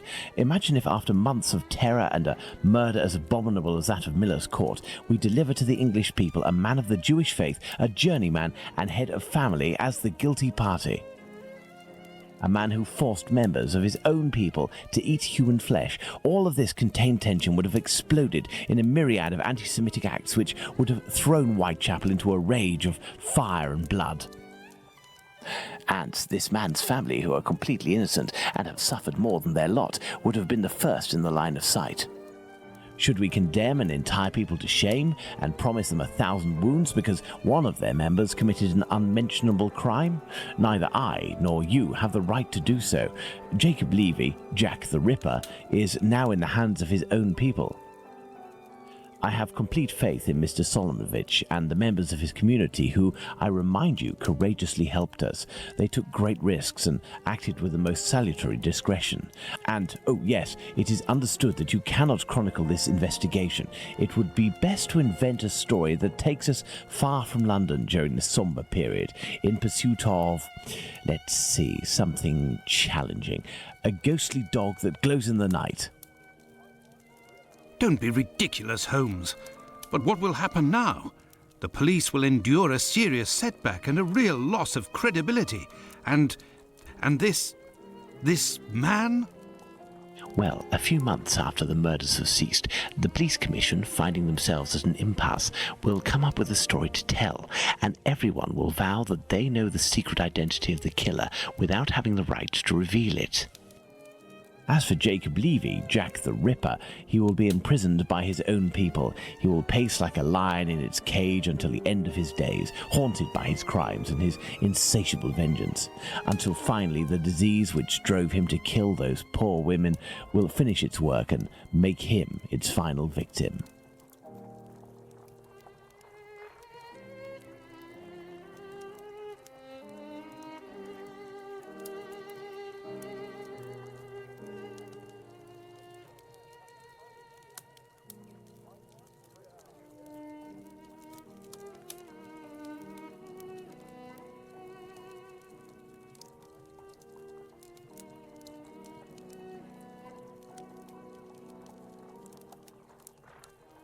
Okay, I take back everything bad I've ever said about Frogwares. This is the best game ever, they're the best devs ever, I'm sorry for anything bad I've ever said about them.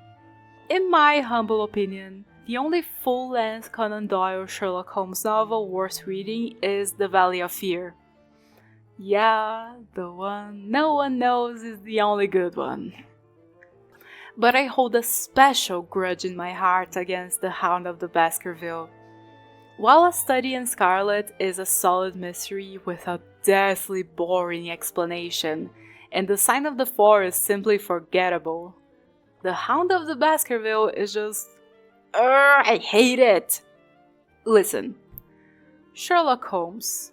Mysteries, right? A mystery is when you don't know what happened. But if I told you that a noble guy had cardiac problems, was terrified of the legend of the hound from hell that haunts his family, and then he died in the garden of his home with no visible wounds, and the wall isn't tall, and there were paw prints around him, what would you think? Well, that he died of a heart attack when a big dog wandered in his yard. Yes, exactly. There was no reason at all for Sherlock Holmes to be interested in this case outside of divine intervention. The book is also not self-conscious at all. They treat it like a real mystery. They don't really... Conan Doyle, it's like... Man, what are you thinking? You created Sherlock Holmes but can't see that the solution is obvious. The fact that there even was any criminal activity going on was mere coincidence. You spent 70% of the book investigating, and everything points towards it being a fucking heart attack because the guy was paranoid.